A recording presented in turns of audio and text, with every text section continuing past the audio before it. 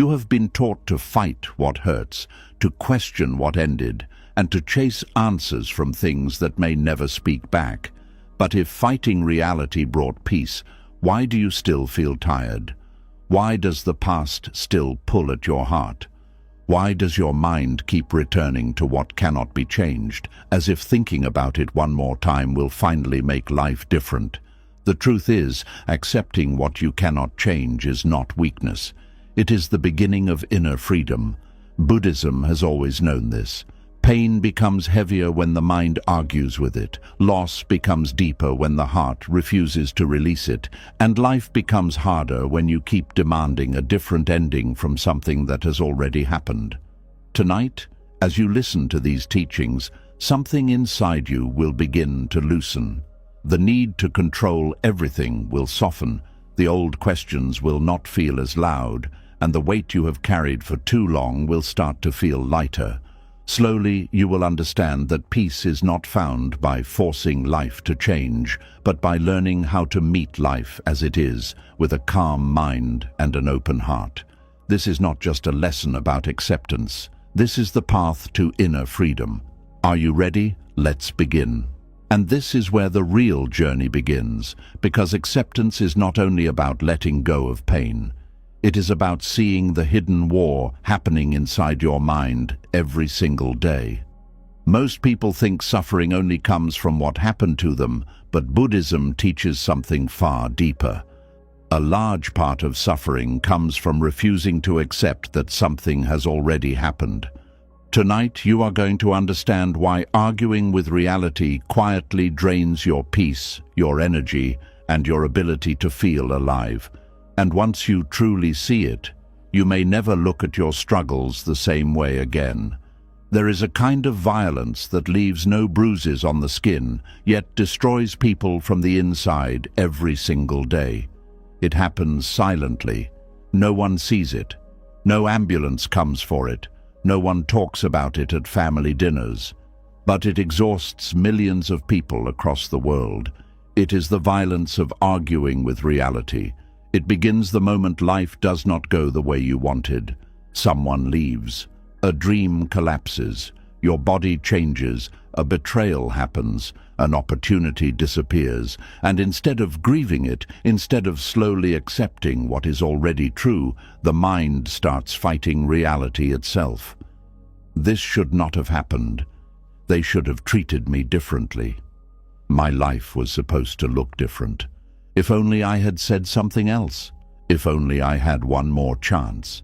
And without realizing it, many people spend years emotionally wrestling with moments that no longer exist. That is one of the deepest teachings in Buddhism. Pain is natural, but resistance multiplies suffering. The event hurts once, but the mind repeats the hurt thousands of times by refusing to let reality be what it already is.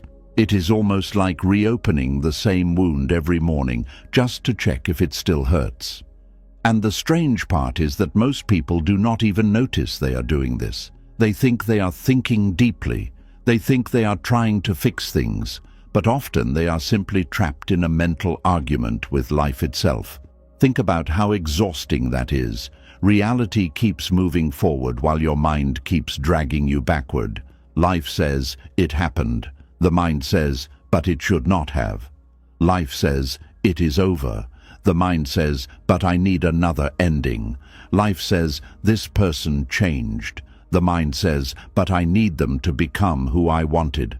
This constant inner conflict slowly drains your spirit. Not all at once, but little by little, like water leaking from a cracked container.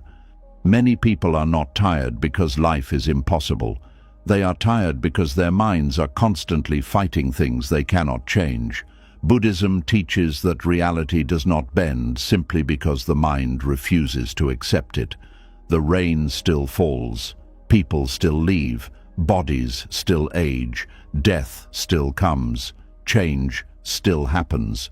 And this is where suffering becomes dangerous. Because when the mind cannot control reality, it often starts attacking itself instead. That is why some people become bitter after heartbreak. Others become anxious after failure. Others spend decades angry at their childhood, their parents, or even themselves. They believe they are fighting the past, but the past is already gone. What they are really fighting is the inability to accept that the past cannot be rewritten. That realization hurts at first, because part of the ego believes that if it keeps suffering long enough, reality will eventually apologize. But life rarely apologizes the way people hope it will. Sometimes there is no explanation, sometimes there is no closure, sometimes there is no justice that feels satisfying. Sometimes people hurt you and continue sleeping peacefully at night. Sometimes you give your heart to someone who cannot hold it carefully. Sometimes good people lose things they never deserved to lose. And this is where many minds begin breaking themselves apart, not because pain exists, but because they cannot stop arguing with the fact that pain exists. The Buddha taught that attachment creates suffering, but many people misunderstand what that means. Attachment is not only attachment to people or possessions. Sometimes the deepest attachment is attachment to how life was supposed to go. That expectation becomes a prison. A person says, "I was supposed to be loved by now.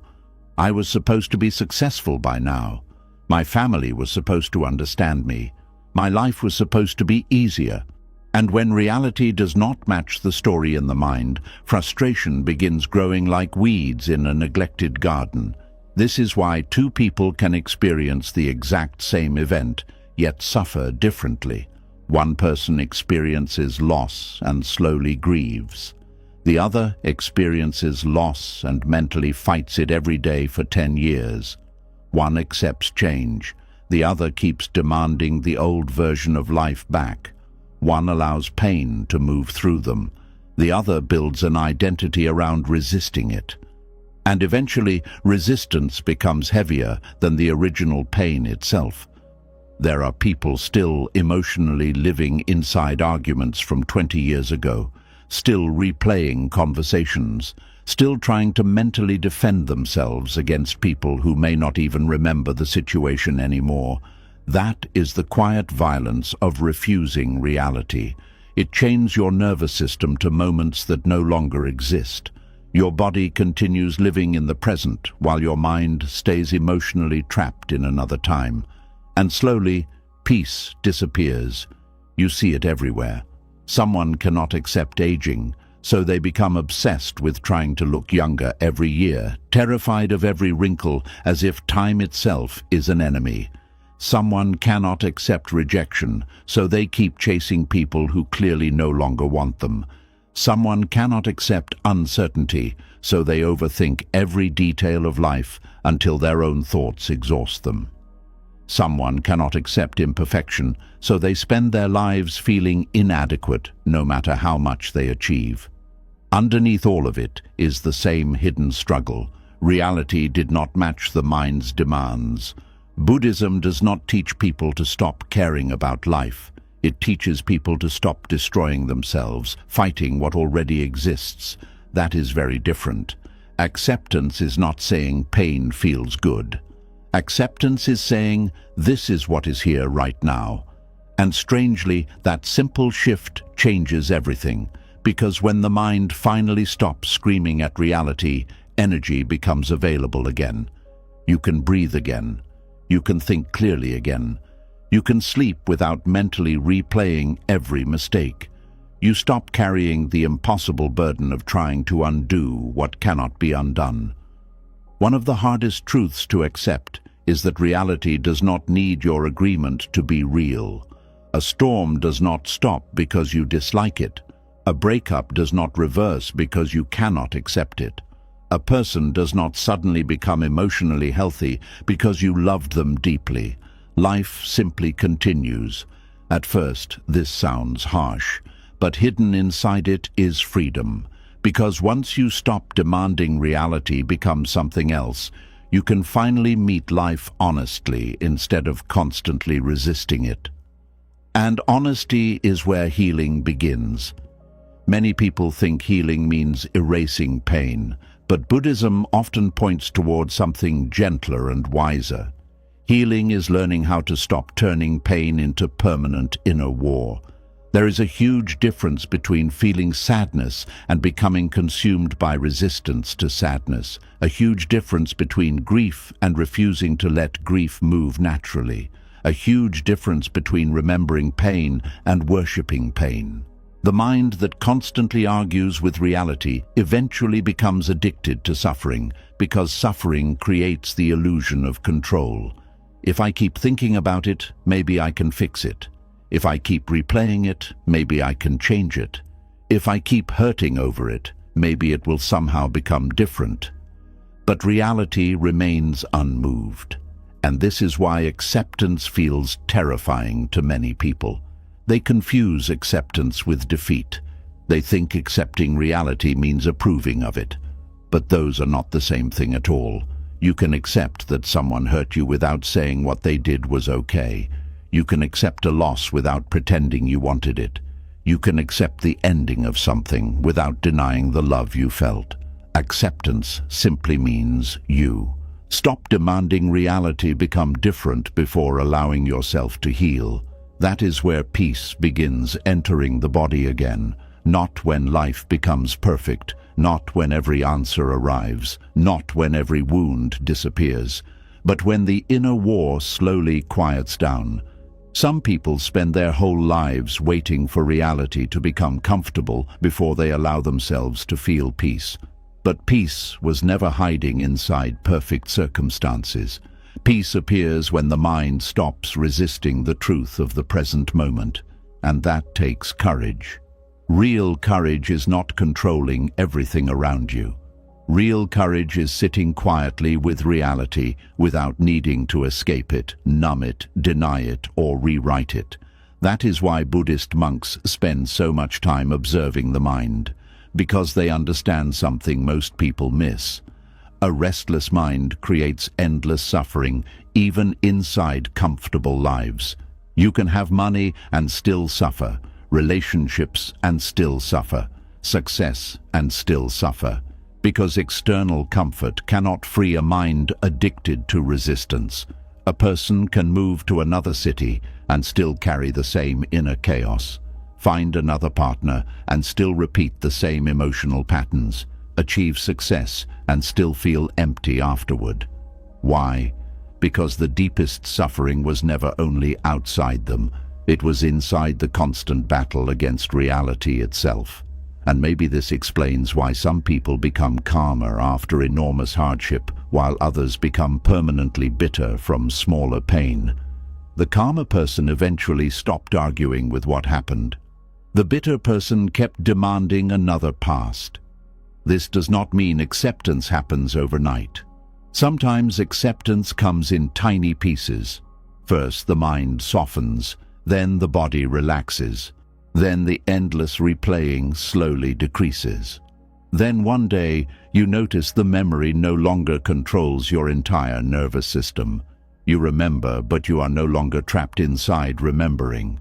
That is healing, not forgetting, not pretending, not becoming emotionless, but finally allowing reality to exist without fighting it every second.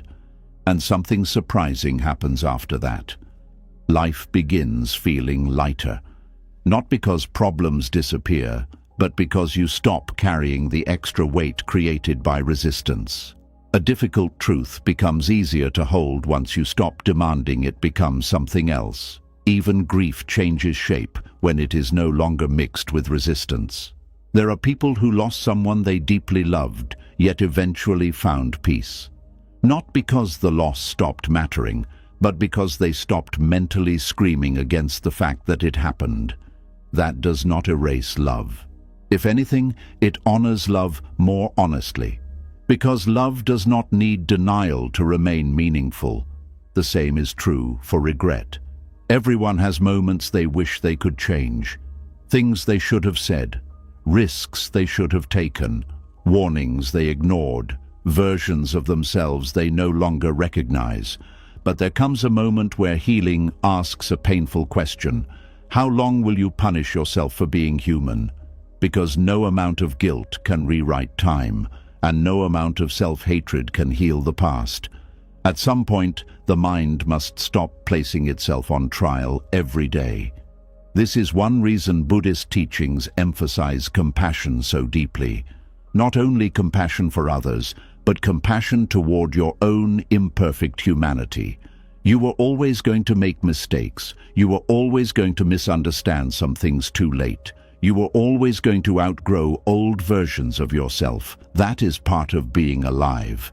And perhaps true inner freedom begins the moment you stop demanding perfection from a life that was always temporary, uncertain, and changing. Reality was never designed to obey the ego's fantasies. People change, bodies age, plans collapse, emotions rise and fall. Nothing stays fixed forever. At first, this truth feels uncomfortable, but eventually it becomes strangely liberating. Because once you stop expecting permanence from temporary things, you stop being shocked every time life changes. You begin flowing with life instead of constantly resisting it, like water moving around stones instead of trying to destroy them. And maybe that is what wisdom really is. Not becoming invincible, not controlling every outcome, not escaping pain forever, but learning how to remain soft inside a world that constantly changes. A soft mind survives reality better than a rigid one. A flexible tree bends during storms while stiff branches snap. The same is true emotionally. People who cannot accept change often break under it. People who slowly learn acceptance become more peaceful, even in uncertainty. Not because life stops being difficult, but because they stop fighting every difficult moment as if reality personally betrayed them. And perhaps tonight, this is what your heart most needs to hear. You do not need to solve your entire life right now. You do not need to force every answer. You do not need to mentally wrestle every painful memory until sunrise. Some things happened, some things ended, some questions may remain unanswered. And despite all of that, peace is still possible, not through control, not through endless overthinking, but through slowly releasing the argument with reality itself. Because the moment the war inside your mind begins quieting down, inner freedom quietly begins appearing in its place. And slowly, this is where the mind begins to face one of its deepest fears. Because once you stop arguing with reality, another question immediately appears. If I accept this, does that mean I am giving up? That question scares many people more than pain itself. And tonight you are going to understand why true acceptance is not weakness at all. In many ways, it is one of the strongest things a human being can ever learn to do. There is a strange misunderstanding that keeps many people emotionally trapped for years. They believe acceptance means becoming passive, weak, defeated. They think accepting reality means saying, "Nothing matters anymore." They confuse peace with surrender and softness with powerlessness. But Buddhism teaches something completely different. Acceptance is not giving up on life. Acceptance is giving up the exhausting fight against what is already real. That distinction changes everything, because many people are secretly at war with acceptance itself. They hold on to suffering because they believe letting go means they did not care deeply enough. They think moving forward dishonors the pain, the relationship, the dream, or the version of life they lost. So they continue carrying emotional weight long after the moment has passed, not because they want to suffer, but because suffering feels loyal. And this is one of the most heartbreaking traps the mind creates. A person loses someone they loved, and part of them believes healing would somehow betray the memory. Someone gets rejected, and they hold on to sadness because letting go feels like admitting defeat. Someone experiences failure, and instead of learning from it, they emotionally chain themselves to shame because they think self-punishment proves responsibility. But punishment is not wisdom, and suffering forever is not proof of love. Many people do not realize how much energy they waste trying to emotionally resist reality while pretending they are being strong. But there is nothing strong about constantly breaking your own heart with the same memory every day. There is nothing noble about mentally reliving pain until it becomes your identity. Real strength is something quieter. It is the ability to look honestly at what is true without collapsing under it. Buddhist teachings often speak about the difference between pain and attachment. Pain is part of life, but attachment to how things must be creates deeper suffering. And one of the strongest attachments people carry is attachment to control. The ego desperately wants life to obey its plans. It wants certainty, predictability, permanent happiness, permanent relationships, permanent success. But reality does not operate that way. Everything changes, everything moves, everything eventually transforms. And the moment life refuses to follow the mind's script, fear appears. That fear often whispers dangerous lies. If you accept this, you are weak. If you let go, you lose. If you stop fighting, they win. If you move on, it means it never mattered. So the mind keeps resisting reality even when the resistance is destroying inner peace. But Buddhism teaches that acceptance is not about approving pain. It is about seeing clearly. A person standing in a storm is not weak for admitting it is raining. A person grieving is not weak for admitting something ended. A person healing is not weak for admitting they cannot force another human being to love them correctly. That honesty is courage. Because denial is often easier than truth. Many people spend years pretending they are okay while quietly drowning inside. Others spend years pretending they are fighting when really they are just refusing to face reality honestly. But true acceptance requires enormous inner maturity. It asks you to stop hiding, stop bargaining, stop pretending, stop demanding another version of life before allowing yourself peace. That is not weakness, that is emotional bravery.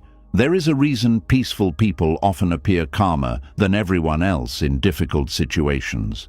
It is not because life hurts them less. It is because they stopped resisting every painful truth as if reality personally attacked them. They understand something most people do not. Reality becomes lighter when you stop carrying resistance on top of pain. Think about someone trapped in quicksand. Panic makes them sink faster. Fighting wildly against the sand only pulls them deeper. The calmer they become, the more clearly they can move. The human mind works the same way. Panic clouds wisdom. Resistance clouds clarity. Desperation clouds judgment. Acceptance creates space to respond wisely instead of emotionally exploding against reality. This is why acceptance is deeply connected to peace. Not because peace means life becomes easy, but because the nervous system finally stops living in constant internal combat. There are people whose entire bodies are exhausted from fighting reality. Their shoulders stay tense. Their thoughts never slow down. Their sleep feels restless. Their emotions swing wildly between hope and fear. And underneath it all is one exhausting sentence: this should not be happening. That sentence quietly drains life from people, because reality does not stop existing simply because the mind refuses to welcome it. Aging still happens, loss still happens, change still happens, uncertainty still happens, and eventually the mind must choose between endless resistance or gradual acceptance. Not because acceptance feels emotionally easy, but because resistance eventually becomes unbearable. Many people fear acceptance because they think it means losing control. But ironically, acceptance is what finally allows you to regain control over yourself. Not control over life, not control over other people, not control over outcomes, but control over your own response. And that is where true power begins. Buddhism repeatedly teaches that suffering grows when the mind clings too tightly to things outside its control. This does not mean becoming emotionless. It means learning the difference between caring deeply and attaching your entire inner stability to temporary conditions. You can love someone deeply without controlling them. You can work hard without emotionally collapsing every time life changes direction. You can grieve honestly without letting grief consume your identity forever. This is the middle path Buddhism speaks about so often. Not extreme detachment, not obsessive attachment, but balanced awareness. Many people think acceptance means they stop trying altogether. But acceptance and effort are not enemies. A farmer accepts the seasons, yet still plants seeds. A sailor accepts the ocean cannot be controlled, yet still learns how to navigate waves wisely. A peaceful person accepts uncertainty, yet still continues building a meaningful life. Acceptance does not stop action, it stops emotional warfare against reality. And strangely, once the mind stops fighting reality, clearer action becomes possible. People trapped in resistance often make decisions from panic, fear, ego, or desperation. They chase unavailable people, force impossible situations, destroy their peace trying to control outcomes. But acceptance allows wiser movement. You begin responding instead of reacting. You stop begging life to become something else before allowing yourself dignity. And this is where acceptance becomes deeply empowering instead of passive. Because the moment you stop emotionally wrestling reality, your energy returns, not all at once, but slowly. The mental noise decreases, the obsession softens, the emotional exhaustion eases, and suddenly you can see possibilities that resistance kept hiding from you. Many people delay healing because they secretly believe acceptance means the story is over. But often, acceptance is what finally allows a new chapter to begin.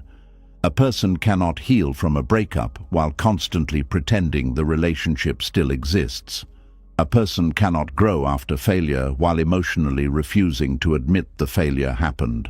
A person cannot adapt to change while demanding the past return exactly as it was. Reality must first be acknowledged before wisdom can emerge from it. This is why denial feels so heavy over time. It freezes emotional movement. Acceptance allows movement again, like water finally flowing after being trapped behind a blocked dam. There is also another misunderstanding about acceptance that causes suffering. Many people think acceptance means never feeling sadness, anger, or grief again. But Buddhism never teaches emotional numbness. It teaches non-attachment. That means emotions are allowed to exist without becoming permanent prisons. A peaceful person still feels disappointment, still feels sadness, still feels loss, but they no longer build an endless identity around those emotions.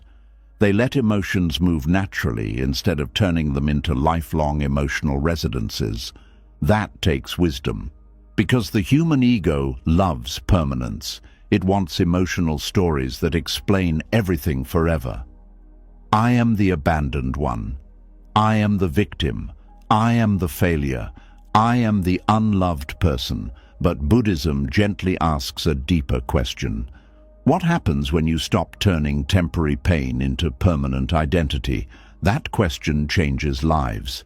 Because many people are not only carrying pain, they are carrying stories about pain that they repeat so often the stories begin shaping their entire existence, and slowly they stop seeing themselves clearly. They become fused with suffering. Acceptance loosens that fusion, not by denying pain, but by refusing to let pain define the entire self forever. This is why true acceptance often feels quieter than people expect. It is not dramatic, not loud, not performative. Sometimes it simply looks like a person finally taking a deep breath after years of emotional tension. Sometimes it looks like no longer checking a phone every 5 minutes hoping someone changes. Sometimes it looks like sitting peacefully with uncertainty instead of trying to force answers. Sometimes it looks like grieving honestly without needing revenge. Sometimes it looks like finally saying, "This hurts, but I no longer want to destroy myself fighting it." That moment is sacred, because it is the beginning of emotional freedom. And perhaps one of the hardest parts of acceptance is realizing life was never fully controllable to begin with. The mind wants guarantees. It wants certainty before peace. It says, "I will relax once everything is resolved. I will feel safe once life becomes predictable. I will feel peaceful once nobody disappoints me."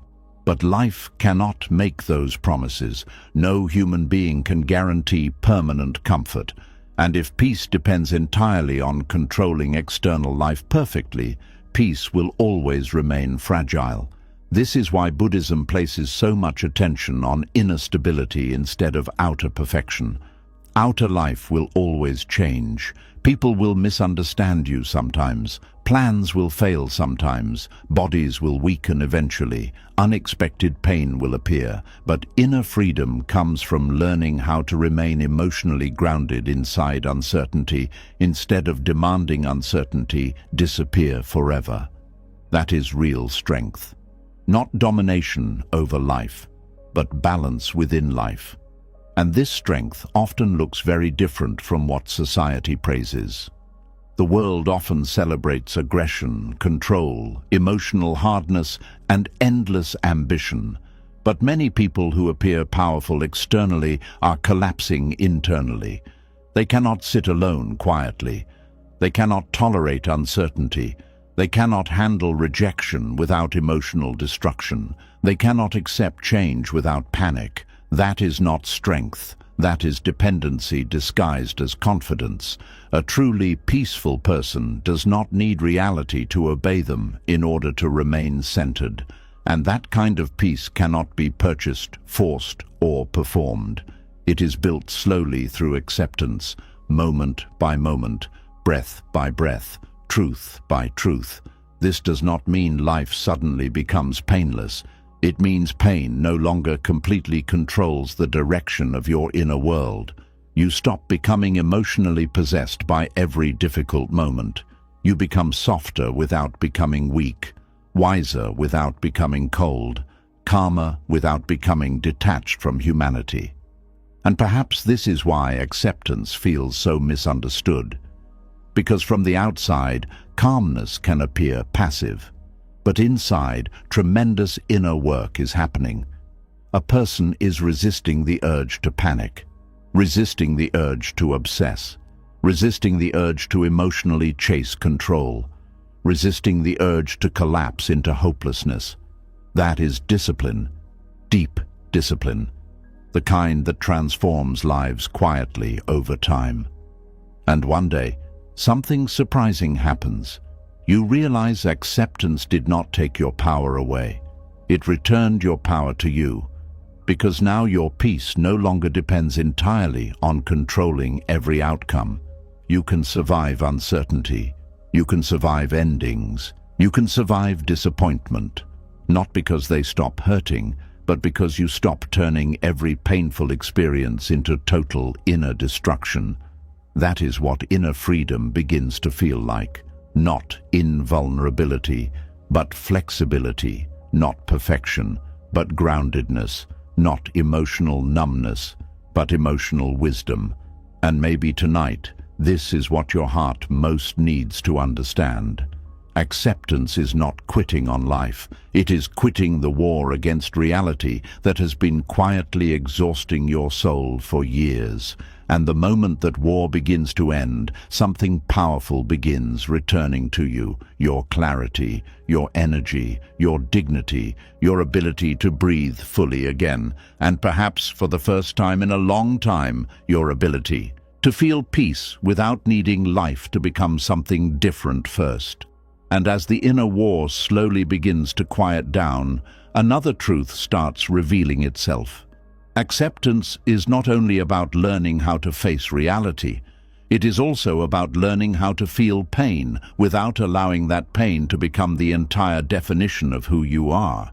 Because one of the greatest dangers of suffering is not only that it hurts, it is that over time the mind begins turning pain into identity. And tonight, you are going to understand why Buddhism teaches that pain may visit your life, but it was never meant to become your permanent self. There is a silent moment that changes many people forever, and most do not even realize when it happens.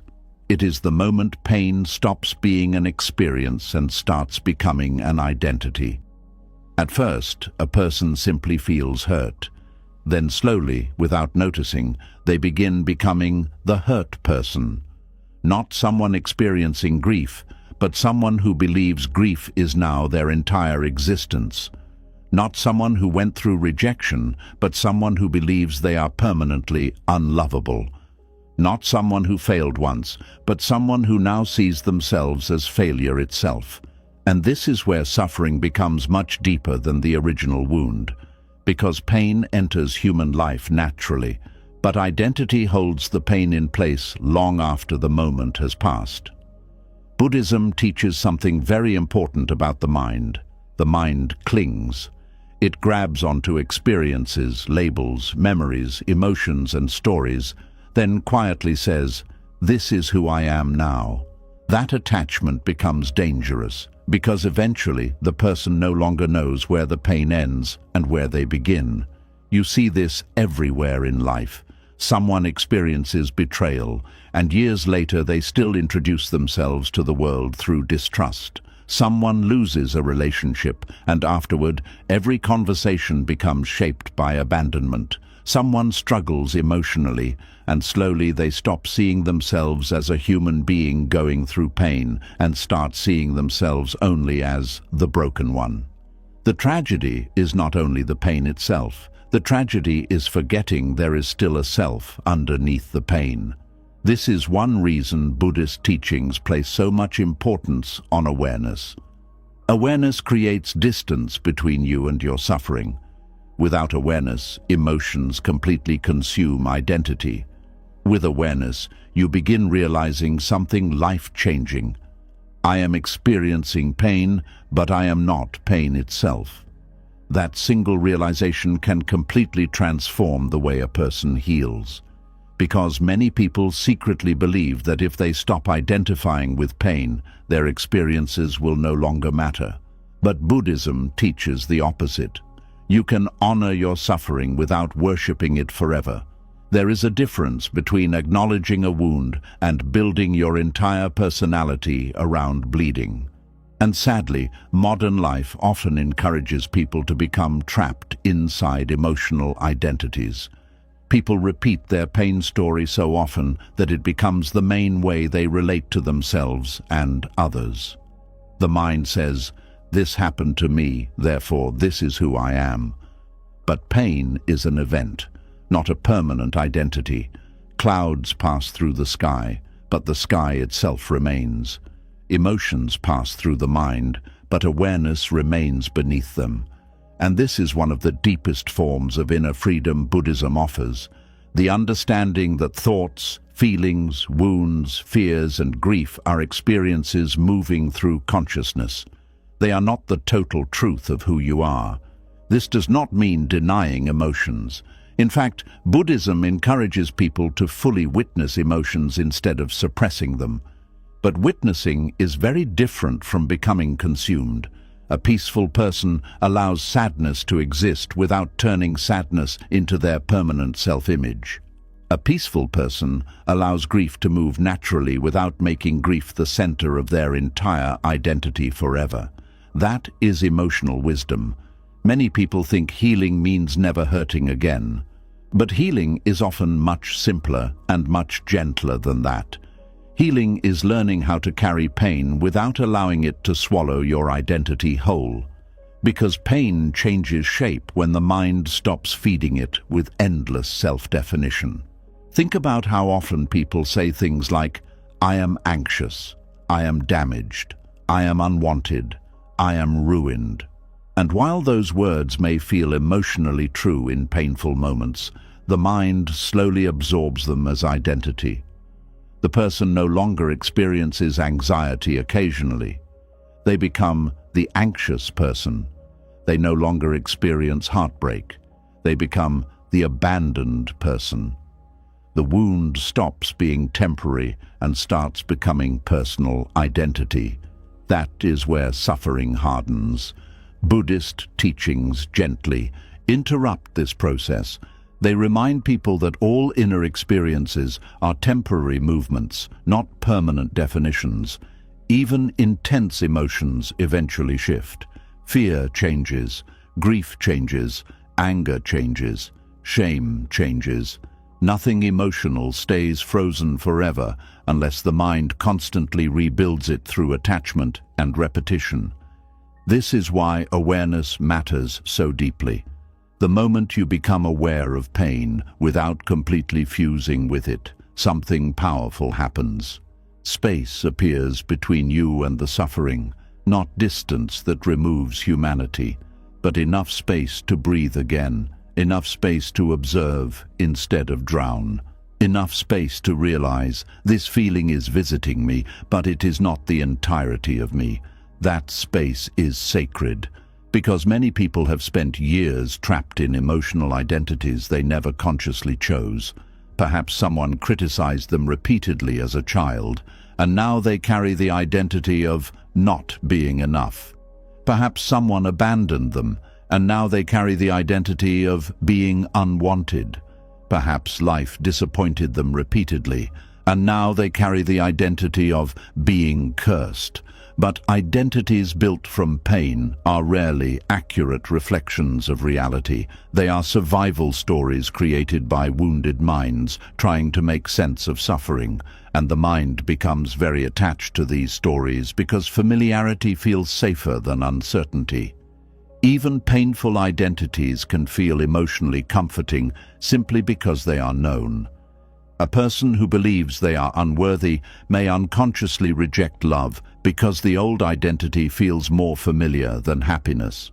A person who sees themselves as broken may resist healing because healing threatens the identity they have carried for years.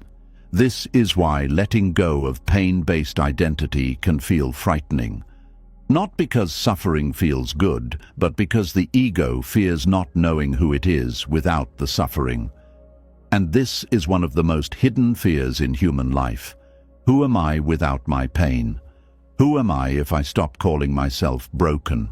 Who am I if I stop defining myself by what happened to me? Many people never ask these questions deeply enough. Instead, they continue unconsciously protecting the very suffering they want to escape. Buddhism gently invites people into another way of seeing themselves, not as fixed identities, not as permanent emotional stories, but as constantly changing beings moving through temporary experiences, like rivers flowing instead of statues frozen in place. This perspective softens suffering tremendously. Because once identity becomes flexible, healing becomes possible. The person no longer says, "This is who I am forever." Instead, they begin saying, "This is what I am feeling right now." That subtle shift creates emotional movement, and movement is essential for healing. Pain becomes dangerous when it becomes frozen identity. But emotions naturally want to move when they are allowed to exist without resistance or attachment. A child cries fully, then moments later laughs again.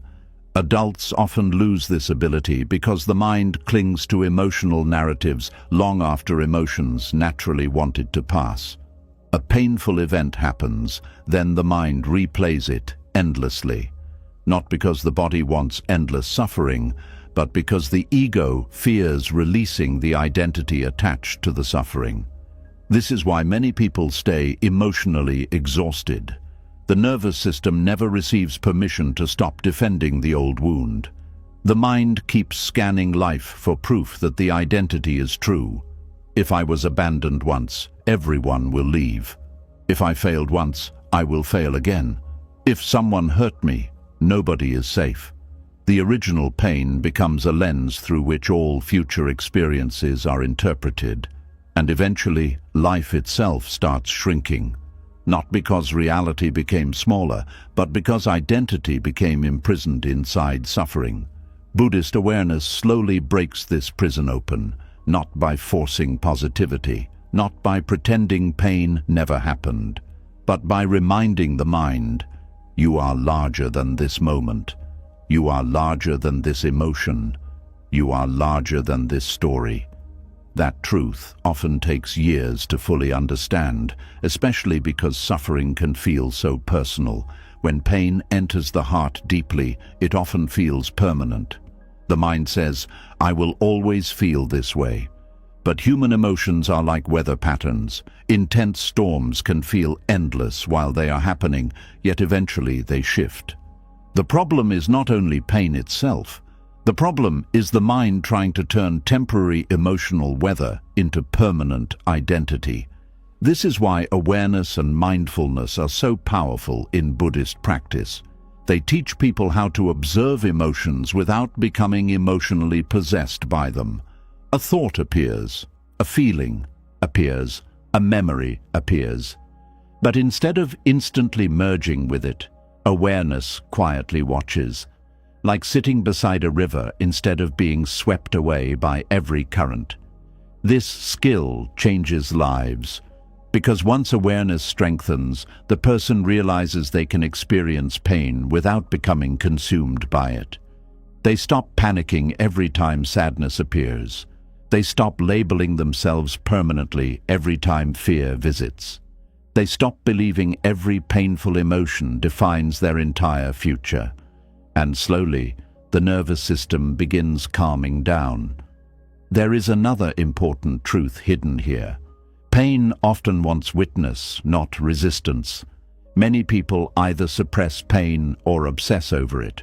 But Buddhism teaches another path, the path of compassionate observation, to sit with pain honestly, to allow grief, sadness, fear, or loneliness to exist without judgment, without immediately trying to fix it, without turning it into identity, without building a permanent home inside it. That kind of presence is deeply healing, because many wounds become heavier simply because people are constantly fighting their own emotions. They say, I should not feel this way. I need to get over this immediately. What is wrong with me? That self-judgment creates secondary suffering on top of the original pain. Buddhist compassion interrupts this cycle. It says, this hurts. And I can still hold myself gently while it hurts.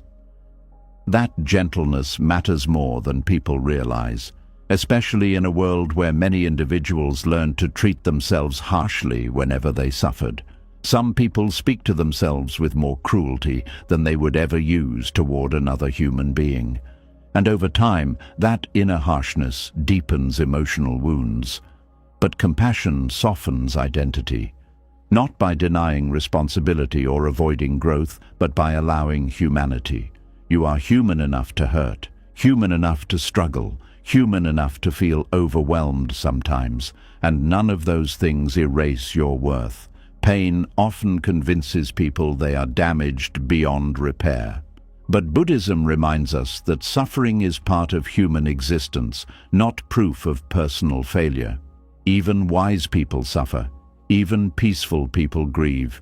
Even spiritually awakened people feel sadness. The difference is not the absence of pain. The difference is how tightly the mind clings to the pain afterward. A person trapped in identity says, this pain defines me. A person practicing awareness says, this pain is visiting me. That difference changes the entire emotional experience. And perhaps this is why so many people feel emotionally lighter after simply being deeply understood by someone, because for a moment they stop feeling fused with their suffering. They feel seen beyond the wound, seen beyond the fear, seen beyond the grief. And maybe this is what many hearts truly long for, not perfection, not constant happiness, but the reassurance that pain does not erase their humanity. Because underneath every wound, the original self still exists, still breathing, still aware, still capable of healing, still capable of peace. Buddhist teachings constantly return to this understanding. Nothing is fixed forever. Everything moves, everything changes, including pain. Even the emotions that feel unbearable eventually shift shape when they are no longer constantly fed through attachment and identity. This does not mean healing follows a perfect timeline.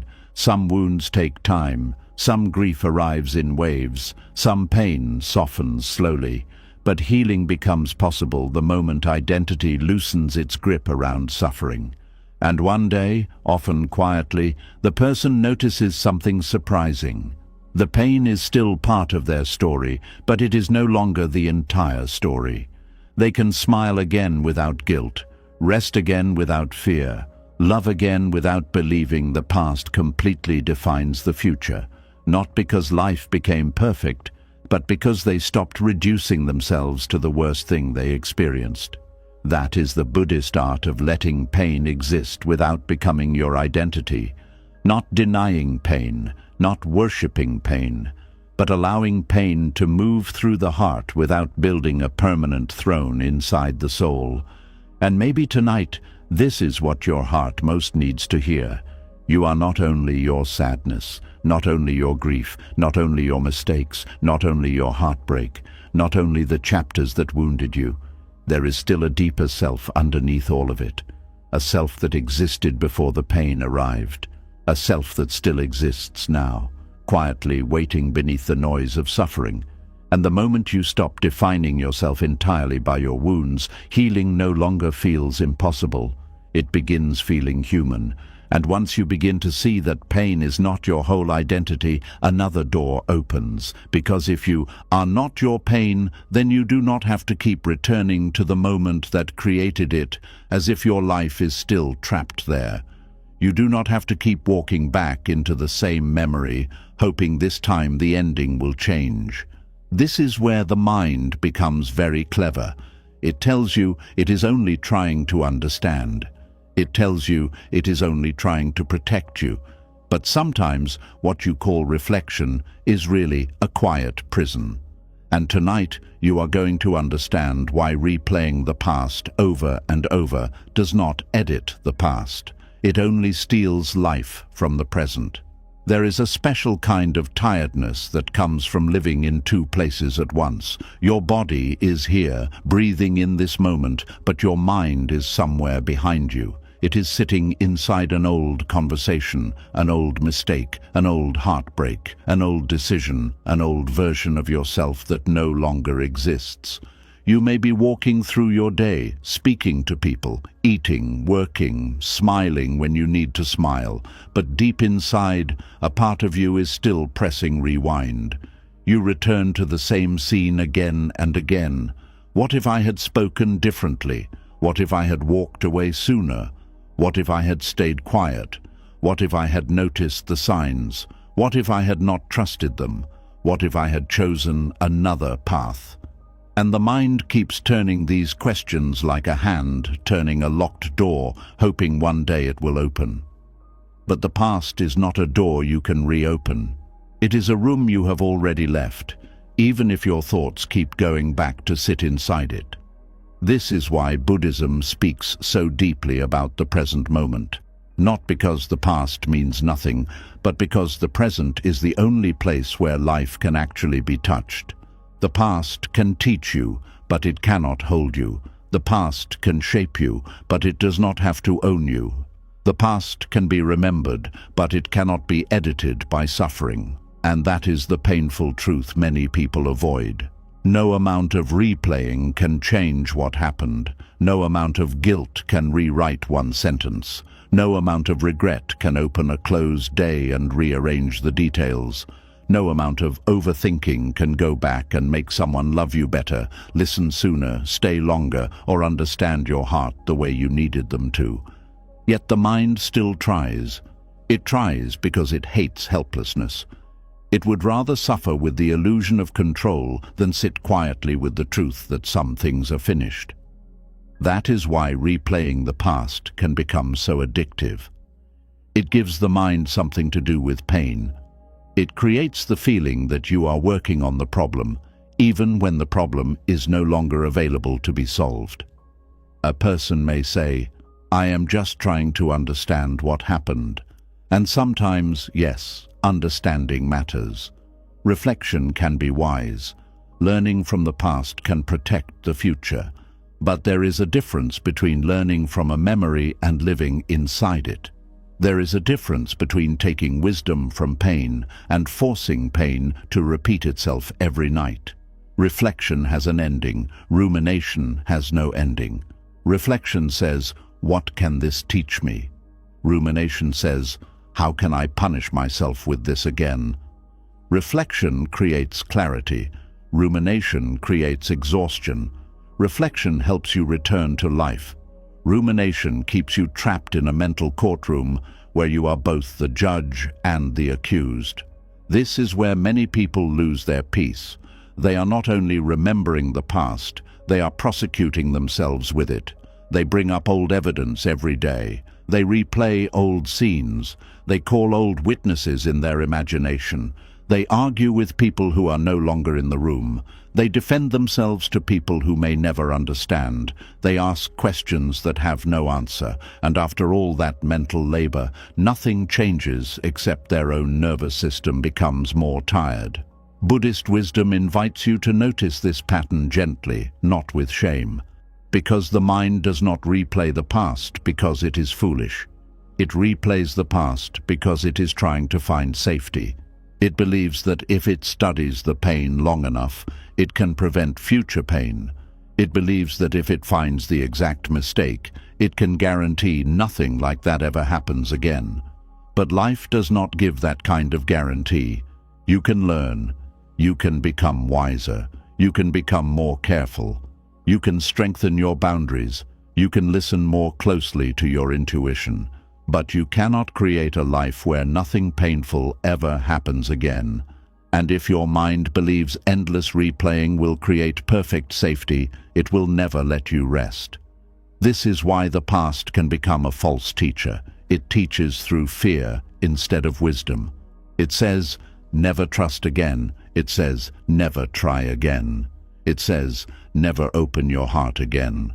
It says, "Never believe in yourself again." It takes one painful chapter and tries to turn it into the law of your entire life. But Buddhism teaches that everything changes, even pain, even fear, even the meaning of what happened to you. A memory that once felt like a life sentence can slowly become a teacher when you stop using it as a weapon against yourself. The past is not meant to be erased. It is meant to be understood, honored, and released from the role of controlling your whole inner world. There are people who are not living their lives. They are living their memories. They wake up in the morning and the first thing their mind does is return to what went wrong. They compare today to what was lost yesterday. They measure every new person against an old wound. They bring yesterday's fear into today's possibility. Then they wonder why life feels heavy. The reason is simple. You cannot carry every old version of yourself and still feel light. At some point, the hands of the heart become full of what should have happened, full of who should have stayed, full of what you should have known, full of what you should have said, full of the younger version of you who did not understand then what you understand now. And this is where compassion becomes necessary, because many people are not only replaying the past, they are attacking their past self with the knowledge they have today. They say, "How could I have been so blind? How could I have trusted that person? How could I have wasted so much time? How could I have made that decision?" But the version of you who lived through that moment did not have the wisdom you have now. They had the wounds, fears, hopes, confusion, and limited understanding they had then. They were not operating with today's clarity. They were doing what they could with the awareness they had. This does not mean every choice was good. It does not mean there are no consequences. It means healing requires fairness towards your own humanity. You cannot keep beating an old version of yourself for not knowing what only pain eventually taught you. That is not growth. That is cruelty wearing the mask of reflection. Buddhism encourages right understanding. This means seeing clearly, not seeing harshly. Clear seeing says, that happened. I see what I did not understand. I see what I need to learn. I see what I must not repeat. Harsh seeing says, I am stupid. I am ruined. I should have known everything. One brings wisdom, the other brings shame. And shame does not free you from the past. It ties you to it more tightly. When you replay the past through shame, the memory becomes heavier each time. It stops being a lesson and becomes an identity. You begin to believe you are the mistake. You are the loss. You are the failure. You are the person who was left. You are the person who was not chosen. You are the person who ruined everything. But this is not truth. This is pain speaking in a convincing voice. The Buddhist path asks you to listen more deeply than pain. Beneath the noise of regret, there is often a softer truth asking to be heard. Maybe the truth is, I needed love. Maybe the truth is, I wanted safety. Maybe the truth is, I did not know how to protect myself then. Maybe the truth is, I was afraid. Maybe the truth is, I was learning. When you see the past with compassion, the mind begins to loosen. The memory may still hurt, but it no longer needs to humiliate you. It no longer needs to drag you into endless self-attack. It can become part of your path instead of the place where your spirit remains trapped. There is another reason people replay the past. They are trying to create a different ending emotionally, even though the actual ending cannot change. The mind replays the conversation and finally says the perfect words. It imagines walking away with dignity. It imagines being understood. It imagines the other person crying, apologizing, returning, realizing what they lost. For a few seconds, the mind feels relief. Then reality returns, and the heart feels the wound again. This cycle can become painful because the mind keeps offering imaginary repairs to real wounds. But an imagined apology does not heal the body. An imagined ending does not change what happened. An imagined version of someone becoming kind does not remove the truth of how they behaved. This does not mean imagination is bad. It means the heart must eventually stop feeding on fantasies that keep it emotionally tied to what is gone. Sometimes the most healing sentence is also the hardest one. It happened the way it happened, not the way it should have, not the way you deserved, not the way your heart wanted, but the way it happened. This sentence can feel cold at first, but it is actually a doorway. Because when you finally stop trying to mentally edit the scene, you can begin caring for the person who survived it, and that person is you. Many people focus so much on changing the past that they forget to comfort the self, who is still hurting in the present. They keep asking, why did it happen? But rarely ask, what do I need now? They keep asking, how could they do that? But rarely ask, how can I protect my peace today? They keep asking, what if I had chosen differently? But rarely ask, what wise choice is available now? The mind addicted to the past asks questions that lead backward. The awakened mind begins asking questions that lead forward. This is not about rushing yourself. Buddhism is not asking you to force healing before your heart is ready. It is asking you to stop mistaking endless replaying for healing. Because sometimes what feels like processing is actually reopening. And there comes a moment when the wound does not need another replay. It needs kindness. It needs stillness. It needs permission to close. The past becomes easier to release when you understand that memory is not the same as reality. A memory is the mind's echo of something that happened. And every time you replay it, the mind may add fear, anger, regret, or longing to it. Over time, you may no longer be suffering only from what happened. You may be suffering from all the meanings your mind has attached to what happened. This is why two people can remember the same event differently. Memory is not a perfect recording. It is filtered through emotion. When you are ashamed, the past looks like proof you are not enough. When you are angry, the past looks like proof life is unfair. When you are afraid, the past looks like a warning that danger is everywhere. But when you are calm, the past may reveal a lesson that was hidden under the emotional storm. This is why stillness matters. A restless mind cannot understand the past clearly. It only keeps shaking the water and then complains that it cannot see the bottom. But when the mind becomes still, even painful memories can be seen with more wisdom. You begin to notice details you could not see before. You see your own innocence. You see your own needs. You see the other person's limitations. You see the conditions that shaped the event. You see what was yours to learn and what was never yours to carry. This is important because many people carry responsibility for things that were not fully theirs. They replay the past because they are trying to find the exact point where they could have controlled something that was never truly under their control. They think, if I had been better, they would have stayed. If I had been smarter, this would not have happened. If I had loved them differently, they would have changed. But sometimes people leave because of their own wounds. Sometimes people hurt you because of their own blindness. Sometimes opportunities fail because the conditions were not right. Sometimes life closes a door without explaining itself.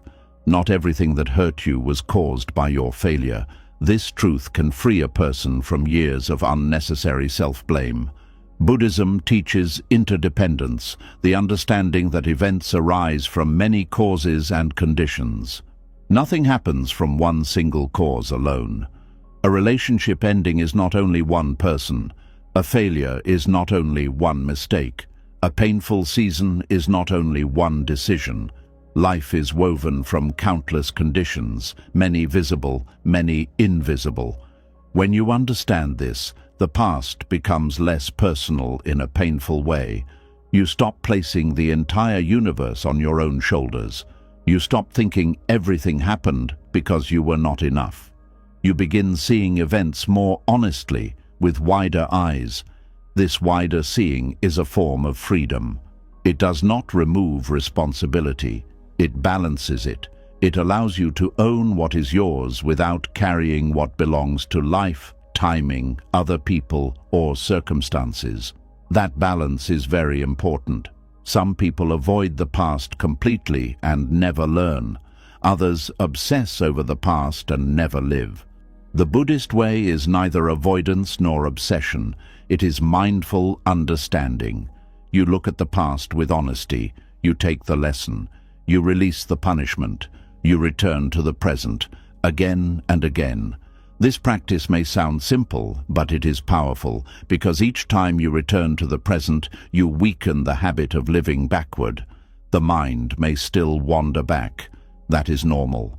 Memories may still rise. Regret may still visit. But now you do not have to follow every memory into the old room. You can notice it and say, I see you. You can breathe. You can return. This is mindfulness in real life. Not sitting perfectly like a statue while nothing bothers you, but noticing when your mind has traveled into a painful yesterday and gently bringing it home. Home to the breath, home to the body, home to the room, home to this moment. Because this moment is where healing can happen. You cannot breathe yesterday's air. You cannot change yesterday's words. You cannot hold yesterday's people in the same way. But you can place a hand on your heart now. You can take one honest breath now. You can choose not to hurt yourself with the same memory now. You can begin again now. The present may feel small compared to the intensity of the past, but it holds a power the past no longer has. The present can still be shaped. That is why returning to now is not weakness. It is wisdom. Every time you stop replaying the past as if it can be edited, you reclaim a little more life. You reclaim attention, you reclaim energy, you reclaim emotional space, you reclaim the part of yourself that has been standing at the door of a closed chapter, waiting for the pages to rearrange themselves. They will not rearrange. But you can write differently from here. That is the quiet mercy of life. It does not let you edit what is gone, but it does allow you to meet what remains with more awareness. Maybe you cannot change the words you said then, but you can speak with more kindness now. Maybe you cannot undo who left, but you can stop abandoning yourself now.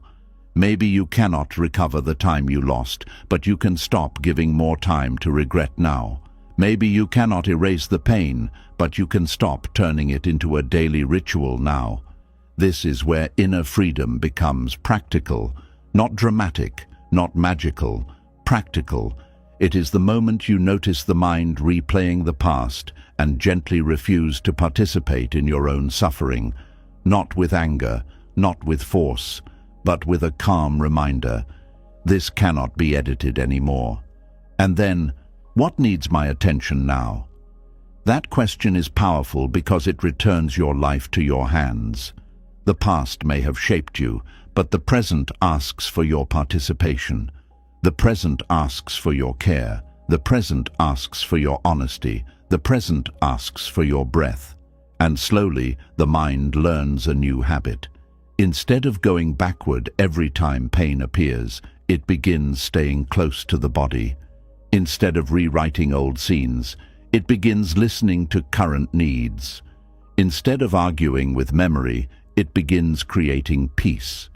This does not happen in one night, but it begins in one moment of noticing, one moment of choosing not to replay, one moment of breathing instead of returning to the old wound, one moment of saying, I have learned what I can. I do not need to suffer this again today.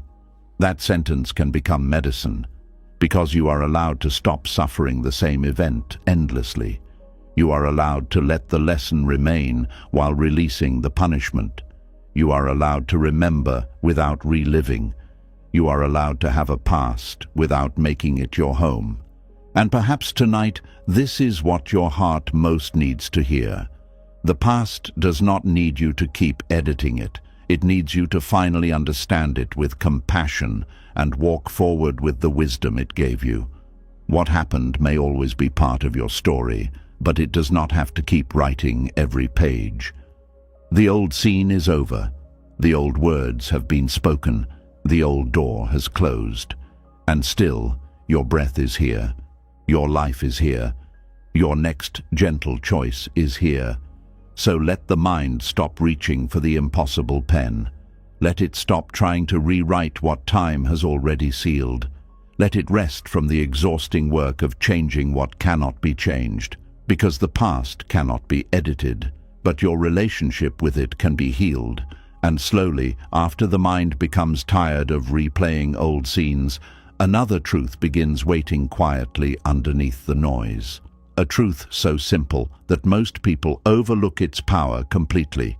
Some suffering continues not because the event is still happening, but because the mind refuses to admit that it has already happened. Tonight, you are going to understand why one honest sentence can begin loosening years of emotional struggle, and why accepting that something has already happened is not the end of your peace, but the beginning of it. There is a strange habit the human mind has when it encounters pain. Even after something ends, the mind continues reacting as if the event is still unfolding right now. A relationship ended years ago, yet the body still tightens whenever the memory appears. A betrayal happened once, yet the heart keeps preparing for it every day. A humiliation passed long ago, yet the nervous system still behaves as if danger is standing directly in front of it. This is one reason suffering can last much longer than the actual event itself. The body leaves the moment, but the mind keeps emotionally living there. Buddhism teaches that awareness brings people back into reality, and one of the most powerful forms of awareness is the quiet recognition. This has already happened. At first, that sentence sounds painfully simple, almost too simple, but hidden inside it is enormous freedom. Because many people spend years mentally fighting events that are no longer happening in the present moment. The breakup already happened. The rejection already happened. The mistake already happened. The loss already happened. The embarrassment already happened. The childhood already happened. The moment already passed through time. But the mind keeps reopening it, almost as if refusing to accept its completion. This refusal creates enormous exhaustion. It is like trying to hold shut a door that time itself has already closed. And the deeper truth is this: the mind often believes that if it fully accepts what happened, the pain will become unbearable. So instead, it stays trapped in resistance. Part of the mind keeps saying, "No, this cannot be real. This should not have happened. I cannot believe this happened to me." And because the mind never fully allows reality to settle, the nervous system never fully relaxes. This is why acceptance is not emotional passivity. It is emotional completion, not completion in the sense that pain disappears instantly, but completion in the sense that the mind finally stops interrupting reality with endless argument. A wound cannot fully heal while being reopened every day. And the mind reopens pain through denial far more often than people realize. Denial is not always dramatic. Sometimes it looks very quiet. It looks like endlessly checking whether someone changed. It looks like mentally replaying how things should have gone. It looks like hoping the past will somehow rearrange itself emotionally. It looks like refusing to let the moment become fully real. But reality does not become lighter because it is resisted. If anything, resistance keeps it emotionally alive. This is why the sentence, "This has already happened," can become deeply healing. It grounds the mind in truth instead of fantasy. Not cruel truth, not hopeless truth, stable truth. Because healing cannot begin fully until reality is finally allowed to exist without interruption. There is a hidden peace that appears when the mind stops treating the past like an unfinished emergency. Think about how much energy people spend emotionally reacting to things that are already over. A person may still be defending themselves in imaginary conversations years later, still trying to prove their innocence to people who already left, still emotionally begging life for another version of the story, still mentally running toward a train that departed long ago. And because the mind refuses to fully acknowledge the ending, the heart remains trapped between worlds, not fully in the past, not fully in the present, just emotionally suspended. This suspension creates suffering. Buddhist teachings often emphasize impermanence because life is constantly moving. But the mind struggles with endings. It wants continuity, it wants reversals, it wants certainty that painful things can somehow be undone. Yet much of inner freedom begins when you stop demanding reversals from time. Time moves one way, and there is sadness in that truth, but there is also mercy. Because if painful moments pass, then suffering does not need to remain frozen forever either. Many people fear saying, "This has already happened," because they believe it means surrendering emotionally. But in reality, it means finally stepping out of emotional confusion. Confusion says, "Maybe if I think about it enough, it will feel different. Maybe if I hold on to it harder, I can change it. Maybe if I suffer enough, reality will soften." But clarity says, "It happened." And strangely, that clarity begins calming the nervous system, because clarity ends the exhausting battle between reality and resistance. A person drowning emotionally often needs truth more than fantasy. Not harsh truth delivered coldly, gentle truth, grounding truth. The kind that says, "Yes, this hurt. Yes, this changed things. Yes, this matters. And yes, it already happened." That last part matters deeply because the body often behaves as if the painful moment is still actively occurring. Trauma especially works this way. The nervous system becomes trapped in survival mode, continuously scanning for danger even after the original event ended. This is why mindfulness practices in Buddhism are so powerful. They slowly teach the body and mind how to return to the present moment instead of endlessly reliving the past. Breathing becomes important because breath exists now. Awareness becomes important because awareness exists now. The body sitting in the room exists now. Not yesterday, not the old argument, not the old heartbreak, not the old shame. Now. And slowly, through awareness, the mind begins realizing something extraordinary. The memory exists, but the event itself is no longer happening. That distinction changes everything. A memory is not the same thing as present danger. A thought is not the same thing as reality. An emotional flashback is not the same thing as the current moment. This understanding creates space inside the mind, and space is where healing begins breathing again. Many people are emotionally exhausted because their minds keep treating finished pain like active pain. The relationship ended, yet the mind keeps emotionally negotiating. The opportunity disappeared, yet the mind keeps trying to mentally reopen it. The mistake happened, yet the mind keeps placing itself back on trial. This endless emotional reopening prevents closure from naturally forming, not closure given by another person. Closure created through acceptance. This is why Buddhism teaches radical presence. Because presence interrupts the endless mental reopening of what time has already carried away. The present moment quietly says, "You survived it. You are still here." The event ended, even if the memory remains. That realization can feel uncomfortable at first because the ego often wants emotional continuation. The ego builds identity through attachment to stories. But awareness gently loosens those attachments, not violently, not through force, but through repeated truth. This already happened. The more honestly this truth is accepted, the less emotional energy becomes trapped inside resistance. There is also another hidden freedom here. Once you fully accept that something already happened, you stop wasting life waiting for impossible emotional refunds.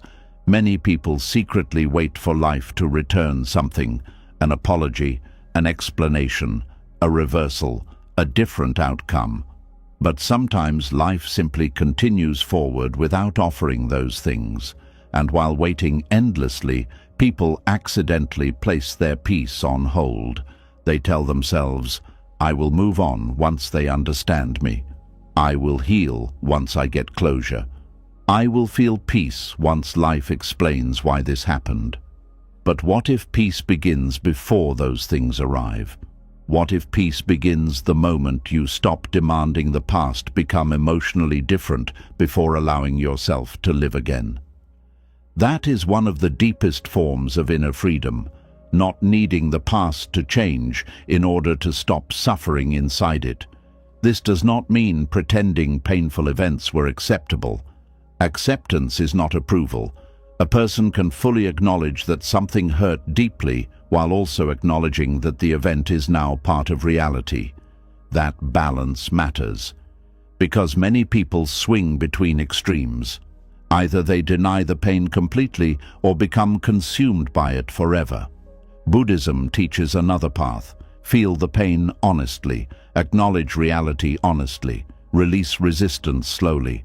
Return to the present gently, again and again. This process takes patience because the mind is often addicted to emotional unfinishedness. Unfinished pain creates emotional momentum. The mind keeps circling it because unresolved emotions demand attention.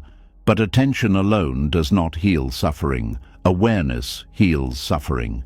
And awareness notices when the mind is trying to emotionally relive something that already ended.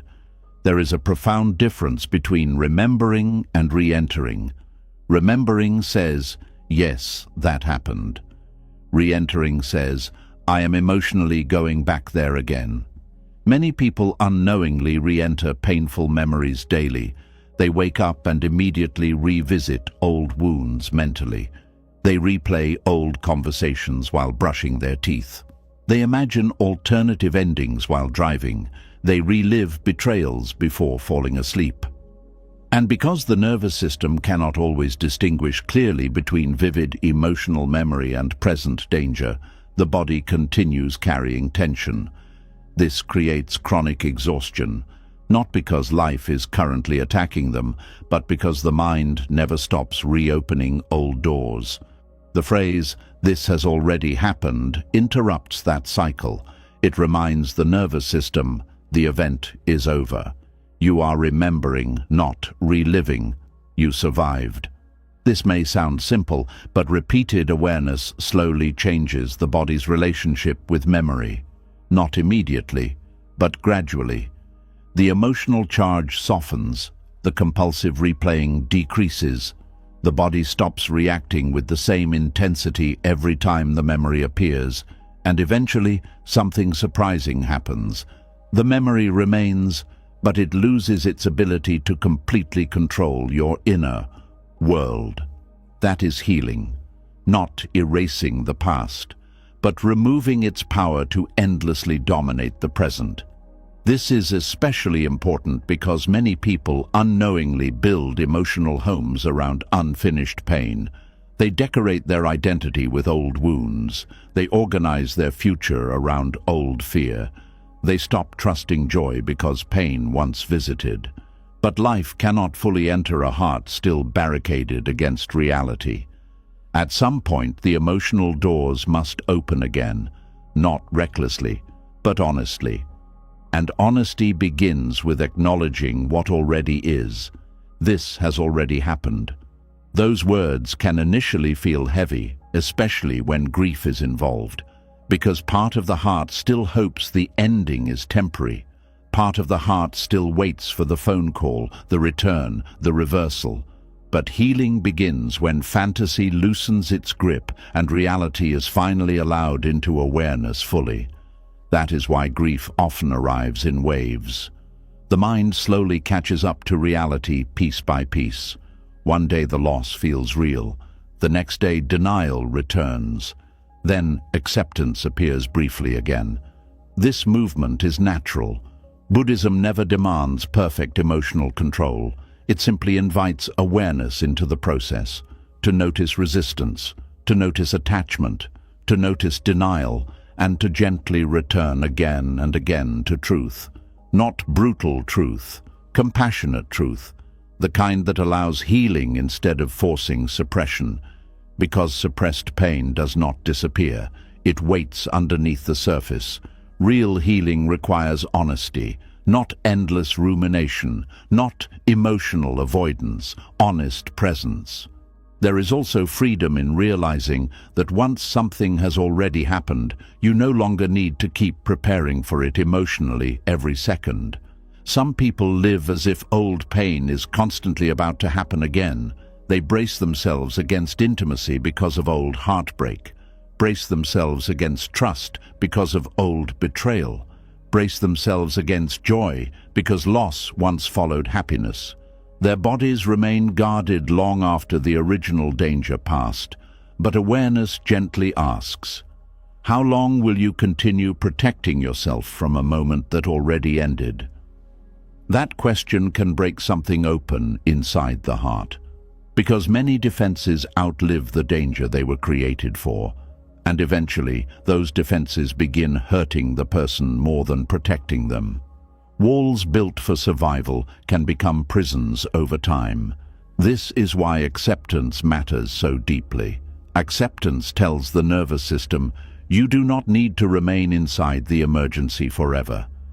That message creates softness, not weakness, softness, the kind that allows breathing again, sleeping again, trusting carefully again, living again. Because life cannot be fully experienced while emotionally trapped in old, unfinished fear. There is also tremendous humility inside the phrase, "This has already happened." Humility accepts that reality cannot always be negotiated with. Some doors close, some people change, some seasons end, some opportunities disappear, and no amount of emotional resistance can force time backward. At first, this feels painful, but eventually it becomes freeing. Because once you stop trying to reverse reality emotionally, energy becomes available for living again. The mind becomes quieter. The body relaxes more easily. The present moment feels less distant. You begin noticing small things again: light through windows, warm tea, silence, breath, laughter, rest. The ordinary details life was always offering while the mind remained trapped elsewhere. This is why presence feels sacred in Buddhism. Presence is not only spiritual awareness, it is emotional return. Return from memory, return from resistance, return from endless mental negotiation with reality, back into life itself. And maybe this is what many people truly long for when they say they want peace. Not a perfect life, not erased pain, but freedom from endlessly reliving what is already over. Freedom from mentally dragging yesterday into every moment. Freedom from the exhausting hope that the past might somehow become emotionally different if revisited enough times.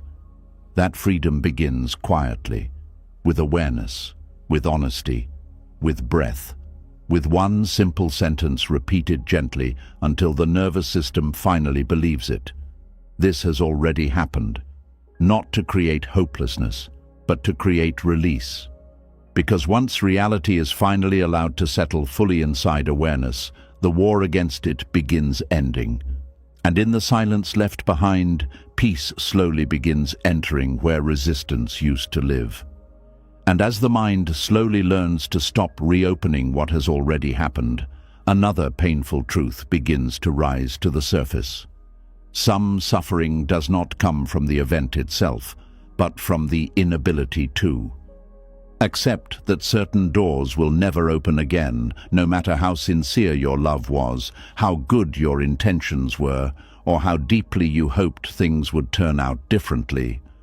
Tonight, you are going to understand one of the hardest lessons in the path to inner freedom. Sometimes life closes a door, not because your heart was impure, but because not every door is meant to remain open forever. One of the most painful experiences in human life is realizing that goodness does not always guarantee the outcome you hoped for. You can love someone deeply, and they still leave. You can remain loyal and still be betrayed. You can work hard and still not succeed the way you imagined.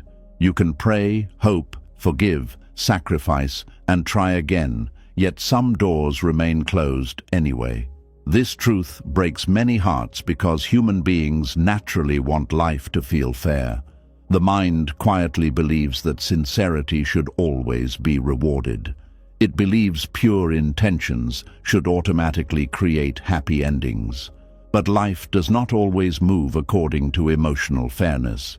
And this is where many people begin secretly fighting reality again. Not because they are weak, but because part of them cannot understand why something beautiful still disappeared, why something they cared for still ended, why something they truly wanted never arrived. This confusion can become very heavy, especially for gentle people, especially for people who gave their hearts honestly. Because when someone with a pure heart experiences rejection or loss, they often ask themselves dangerous questions. What is wrong with me? Why was I not enough? Why did life close this door after all I gave? And slowly, pain begins turning inward. Instead of seeing that life contains uncertainty, timing, other people's choices, and conditions beyond control, the person assumes the closed door must be proof of personal failure. But Buddhism teaches something different. Not all closed doors are punishments. Not all endings are proof of worthlessness. and not every loss means you failed. Sometimes life closes a door simply because that chapter has reached its end, even if your heart still wanted more pages. This is difficult to accept because the human mind wants clean explanations. It wants every painful ending to make perfect emotional sense. But reality often moves in more mysterious ways than the ego can understand. Some people enter your life only for a season. Some opportunities exist only to redirect you. Some dreams collapse because the version of you chasing them needed to change first. And some doors remain closed because opening them would eventually create deeper suffering you cannot yet see. At first, these ideas can sound frustrating. The hurting heart says, "But I loved them. But I tried. But I cared." And those feelings are real. They deserve compassion. But Buddhism gently reminds us that attachment often creates the illusion that effort guarantees permanence. It does not. You can water a garden lovingly and still experience winter. You can protect something carefully and still watch it change. You can offer your whole heart to someone and still discover they cannot meet you in the same depth. This does not erase the beauty of what you gave. And this is important to understand. A closed door does not automatically mean your love was foolish. Many people become ashamed after rejection or loss.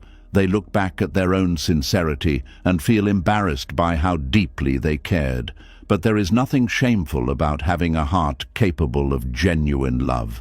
The shame belongs to cruelty, not tenderness. The shame belongs to dishonesty, not vulnerability. Yet pain often tricks people into hardening themselves afterward.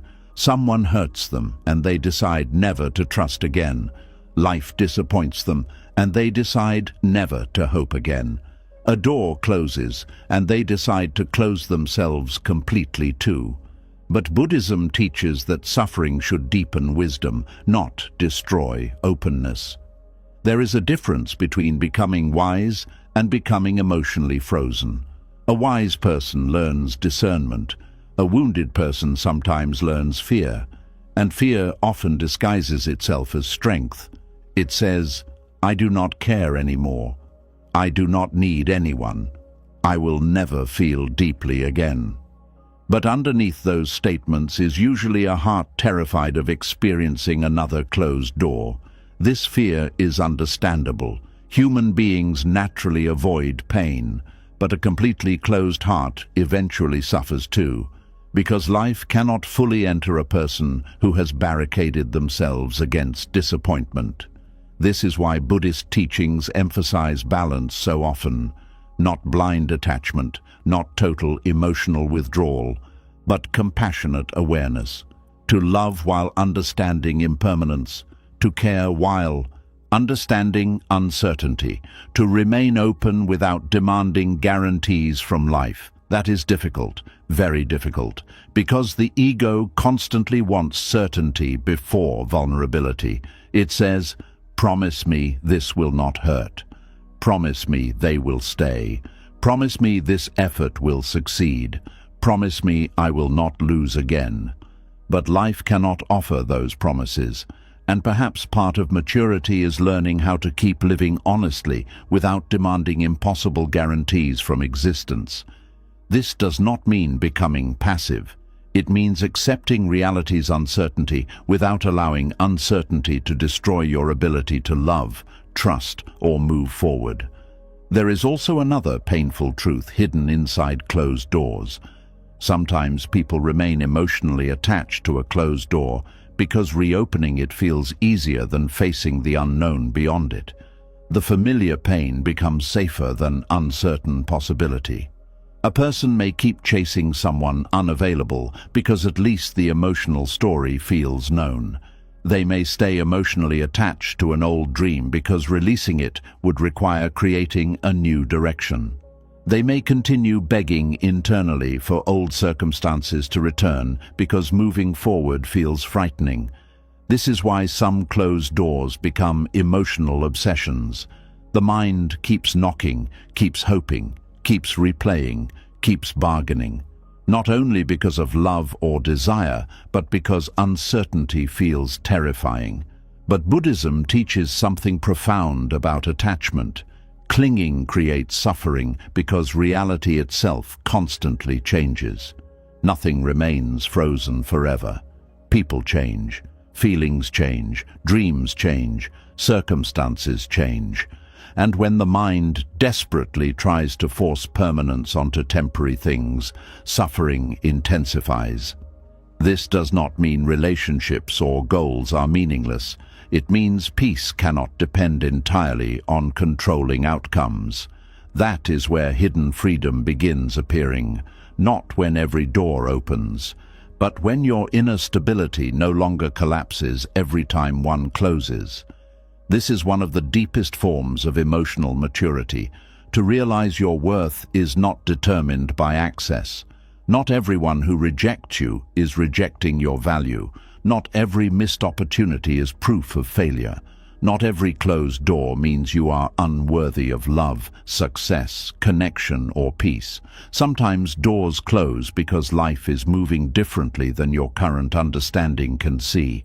This is especially painful when the heart feels pure, when you genuinely tried, when your intentions were honest, because part of the mind expects goodness to protect against pain. But Buddhism never promises a painless life to good people. Instead, it teaches how to remain awake and compassionate even when life disappoints you. This is far more powerful than false guarantees, because eventually everyone experiences closed doors. The question is not whether disappointment will happen. The question is whether disappointment will harden the heart permanently. Some people experience one painful ending and spend the rest of their lives emotionally locked behind it. Others experience deep heartbreak, yet slowly become softer, wiser, calmer, and more compassionate afterward. The event alone does not determine the outcome. The relationship with the event does. This is why awareness matters so deeply. Awareness notices when attachment becomes self-destruction. It notices when longing becomes obsession. It notices when hope becomes refusal to accept reality. And gently, patiently, awareness begins loosening the grip. Not by forcing forgetting, not by denying grief, but by reminding the heart, you cannot force a closed door open forever.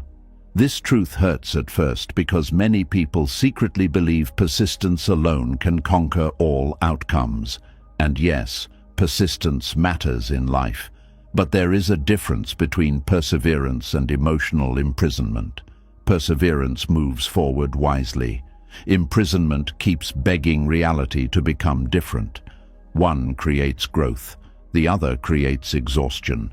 A bird trapped against a closed window eventually injures itself, not because freedom is impossible, but because it keeps flying toward the wrong opening. Human beings often do the same emotionally. They keep trying to enter spaces that no longer welcome them, keep chasing people who continuously withdraw, keep returning to old identities life already outgrew, keep knocking on doors that time itself already closed.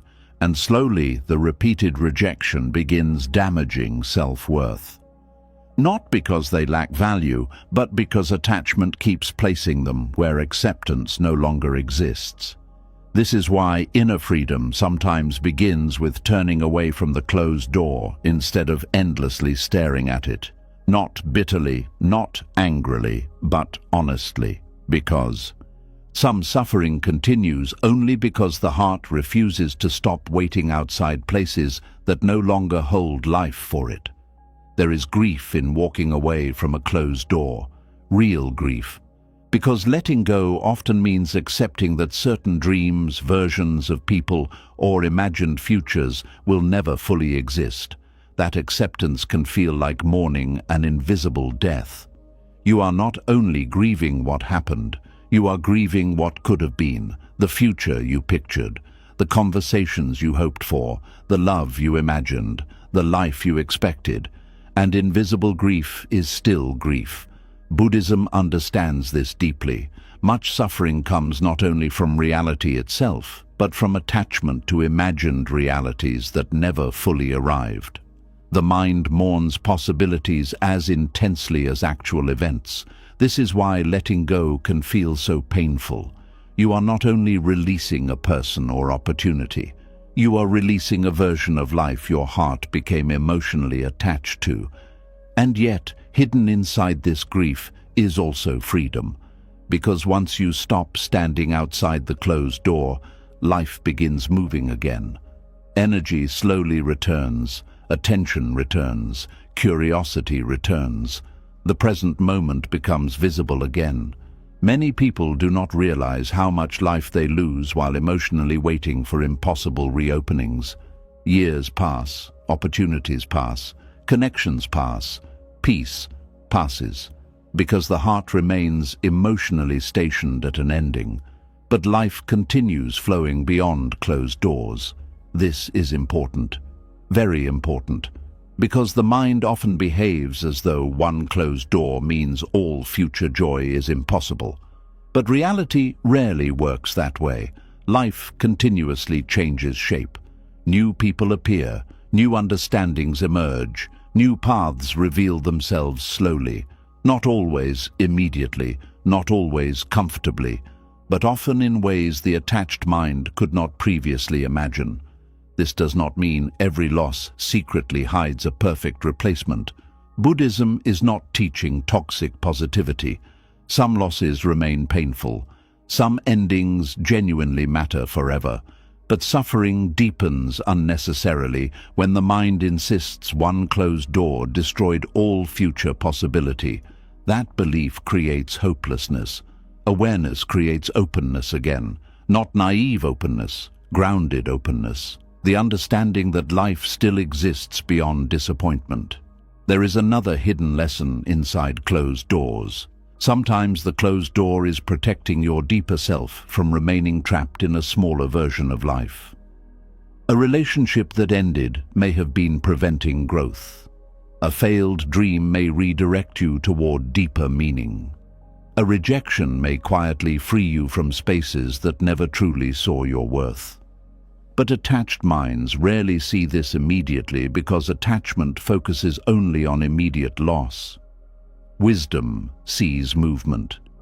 This is why time changes understanding. Things that once felt catastrophic sometimes later reveal hidden guidance, not because the pain was fake, but because human understanding evolves. Buddhism teaches impermanence not to create fear, but to create flexibility. The person who accepts change suffers less than the person demanding permanence from everything. And perhaps one of the hardest forms of acceptance is accepting that goodness alone cannot force outcomes. You can be kind and still lose. You can be sincere and still experience rejection. You can be loving and still encounter people incapable of meeting your depth. This does not mean kindness is weakness. It means life is not a transaction where pure intentions automatically purchase desired endings. At first, this truth feels unfair, but eventually it becomes liberating. Because once you stop measuring your worth entirely by outcomes, you become freer emotionally. A closed door stops being proof of inadequacy. It simply becomes part of reality's movement, part of life's unfolding, part of the impermanence all human beings eventually face. And maybe this is where deeper peace begins appearing. Not in forcing every door open, not in making life obey your hopes perfectly, but in trusting that your soul can survive disappointment without collapsing into bitterness. This trust changes everything, because bitterness is often just wounded hope that never learned acceptance. A bitter person keeps emotionally arguing with reality long after the ending occurred. But a peaceful person slowly learns how to bow gently before what cannot be forced, not because they stopped caring, but because they stopped destroying themselves trying to control the uncontrollable. That is true strength, the strength to love deeply without demanding guarantees, the strength to grieve honestly without worshipping loss forever, the strength to release what no longer opens without losing your ability to remain soft. This softness is rare. Many people become emotionally hard after pain, but Buddhism teaches another possibility: to become wiser without becoming colder, to become discerning without becoming closed, to remain compassionate even after disappointment.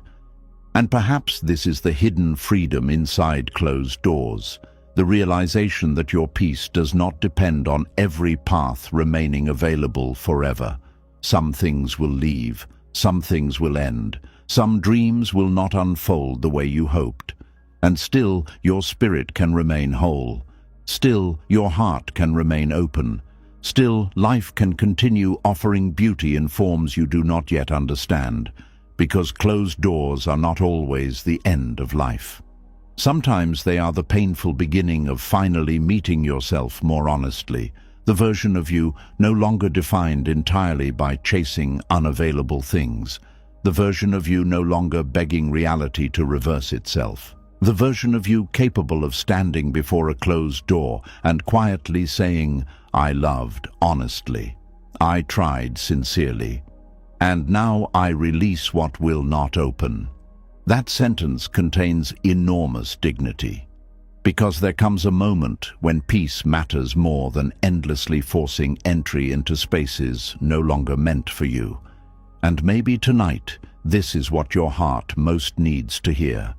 Some doors stay closed, not because your heart lacked purity, but because life itself moves through seasons, endings, redirections, and impermanence. You are not unworthy because something ended.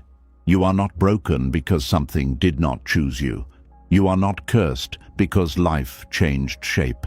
Sometimes a closed door is simply reality, asking you to stop standing outside what no longer belongs to your path.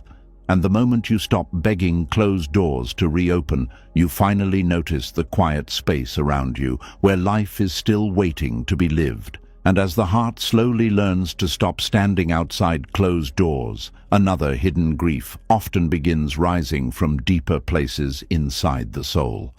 Because sometimes the hardest door to accept was never a relationship, a dream, or an opportunity. Sometimes the hardest thing to accept is the childhood you never truly had.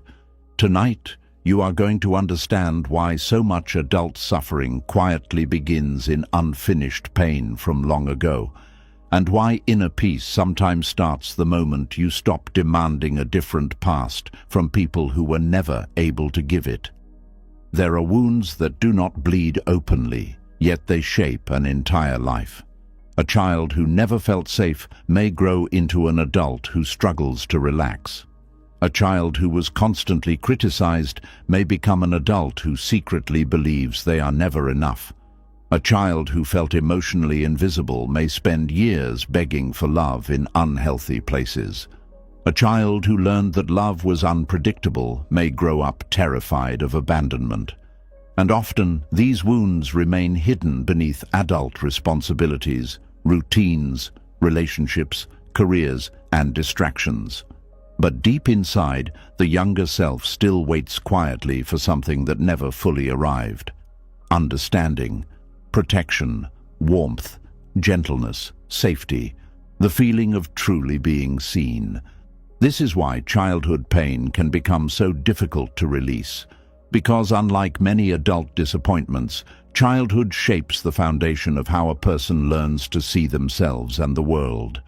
When pain enters early, the nervous system adapts around survival. Some children become people pleasers because keeping others happy felt safer than expressing their truth. Some become emotionally distant because vulnerability once led to pain. Some become hyper-independent because they learned too early that nobody would rescue them emotionally. Some become anxious because their environment constantly felt unpredictable.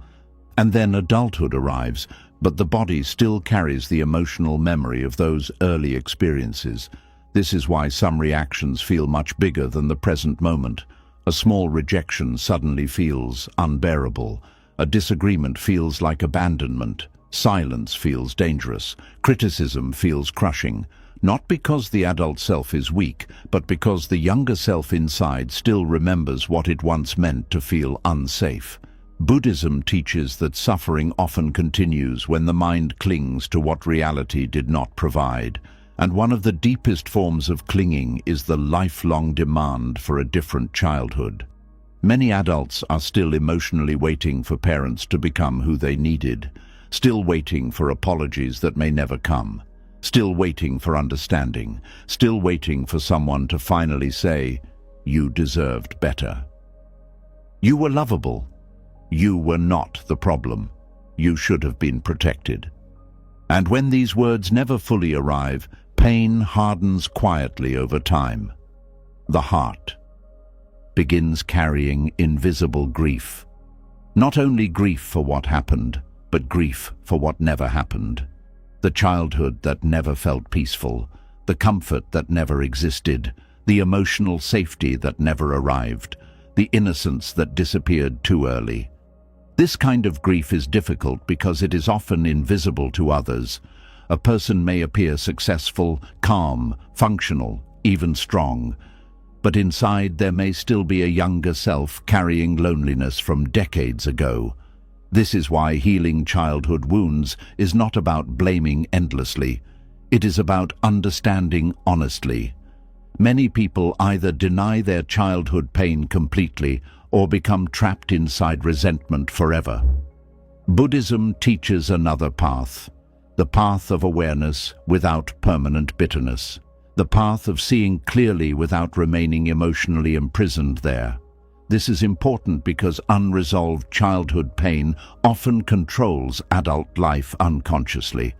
A person may continuously chase unavailable partners because emotionally they are still trying to earn love they never fully received. Another may become addicted to achievement because praise became their only source of worth as a child. Another may avoid closeness because intimacy feels emotionally dangerous. Another may constantly apologize for existing because they grew up feeling like a burden. And often these patterns continue for years until awareness finally interrupts them. Awareness begins noticing, "I am reacting from an old wound.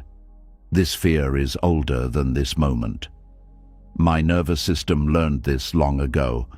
That realization can feel painful, but it is also freeing. Because once unconscious patterns become visible, healing becomes possible. Before awareness, the wound controls life silently.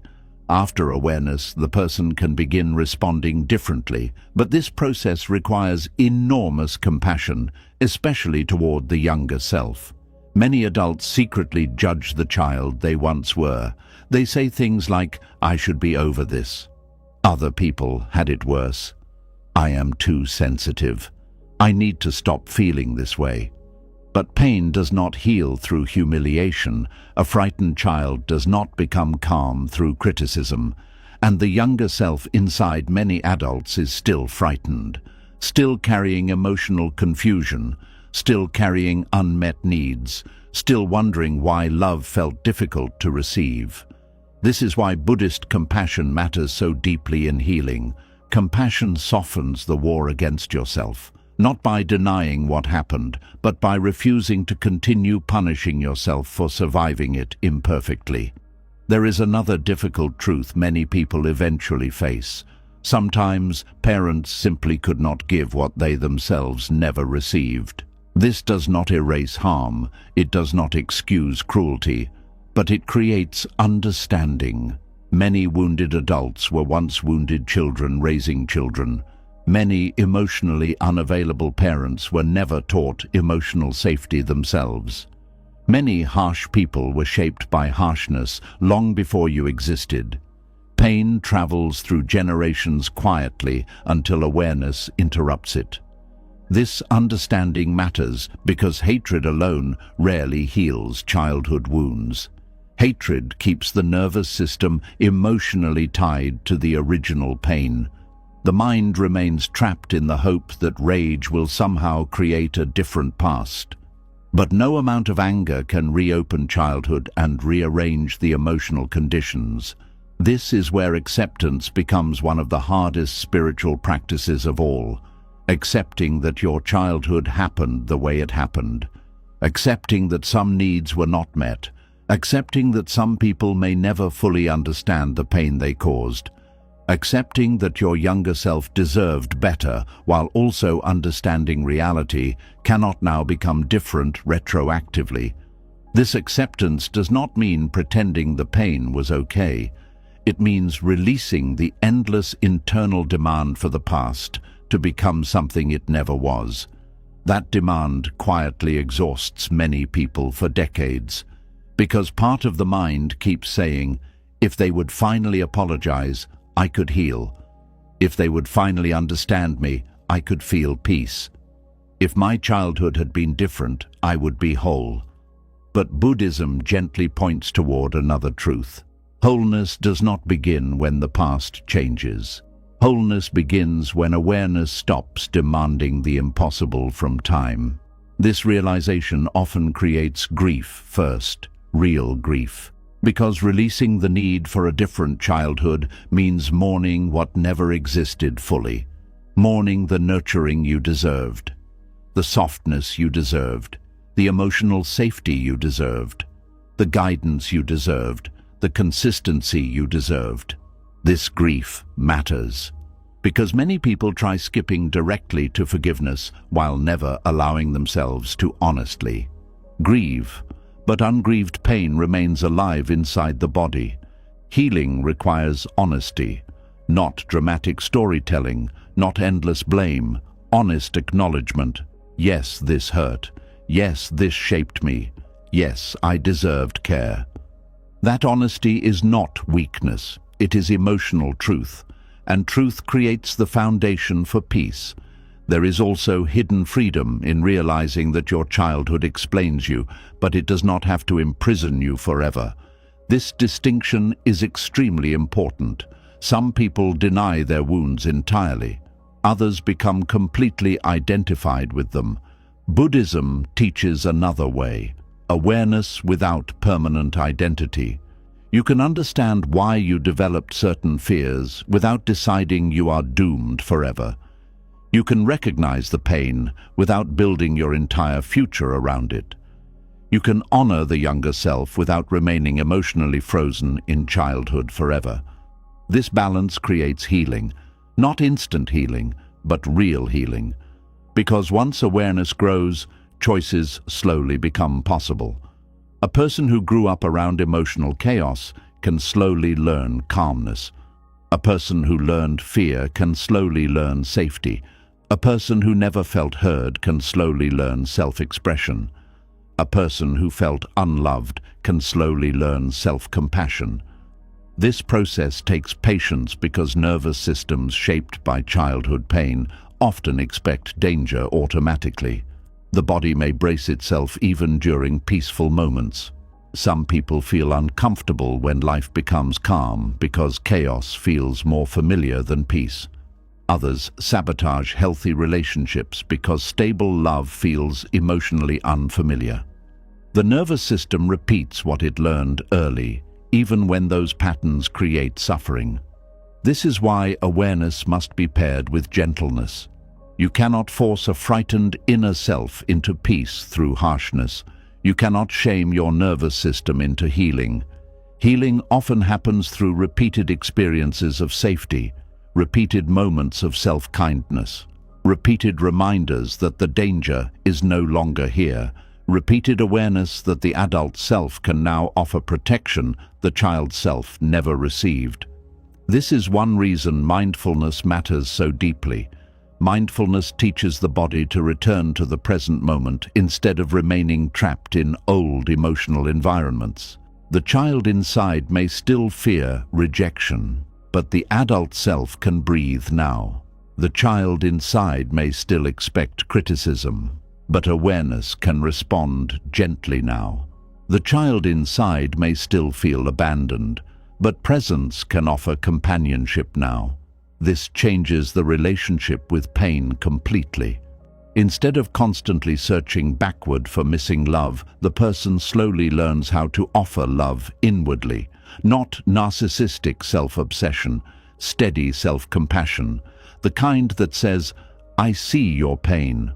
I understand why you became this way. You are allowed to heal." That inner softness matters more than many people realize, especially because many wounded adults continue internally repeating the same harshness they once received externally. A critical parent disappears physically, yet the inner critic remains alive for decades. The voice changes location but continues speaking. "You are not enough. You are too emotional.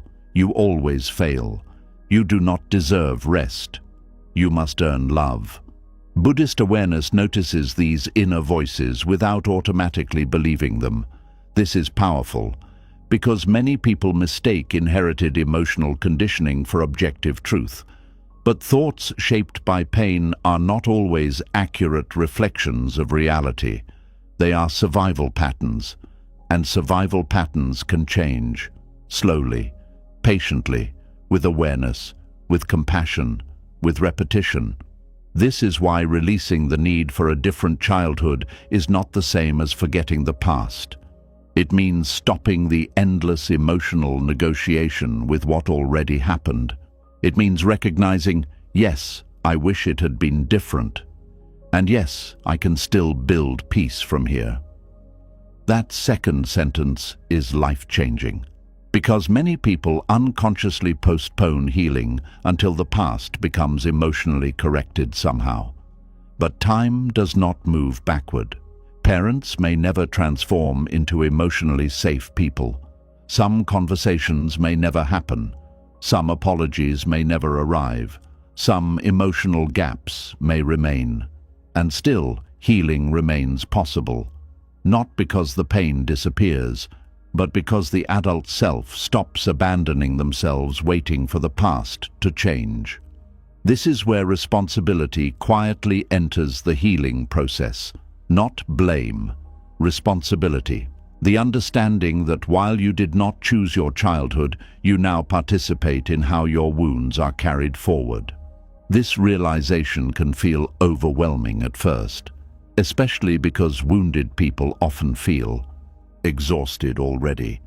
But hidden inside responsibility is also power, because once awareness enters, new choices become possible. Cycles can end, patterns can soften, inner violence can stop repeating.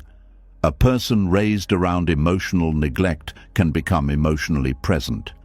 A person raised around anger can become gentle. A person raised around fear can create safety. This is one of the most beautiful possibilities in human life. Pain does not have to become destiny. Awareness interrupts inheritance. And perhaps one of the deepest forms of healing is becoming the kind of presence you once needed yourself. Not perfectly, not all at once, but intentionally, through small moments. Resting when exhausted instead of punishing yourself. Speaking kindly inwardly instead of repeating old criticism. Allowing emotions instead of suppressing them. Creating boundaries instead of accepting mistreatment automatically. Listening to your needs instead of abandoning them. These small acts slowly rebuild inner trust. And inner trust is essential because many wounded children grew into adults who no longer fully trust themselves emotionally. They learned to prioritize survival over authenticity, pleasing over honesty, performing over resting.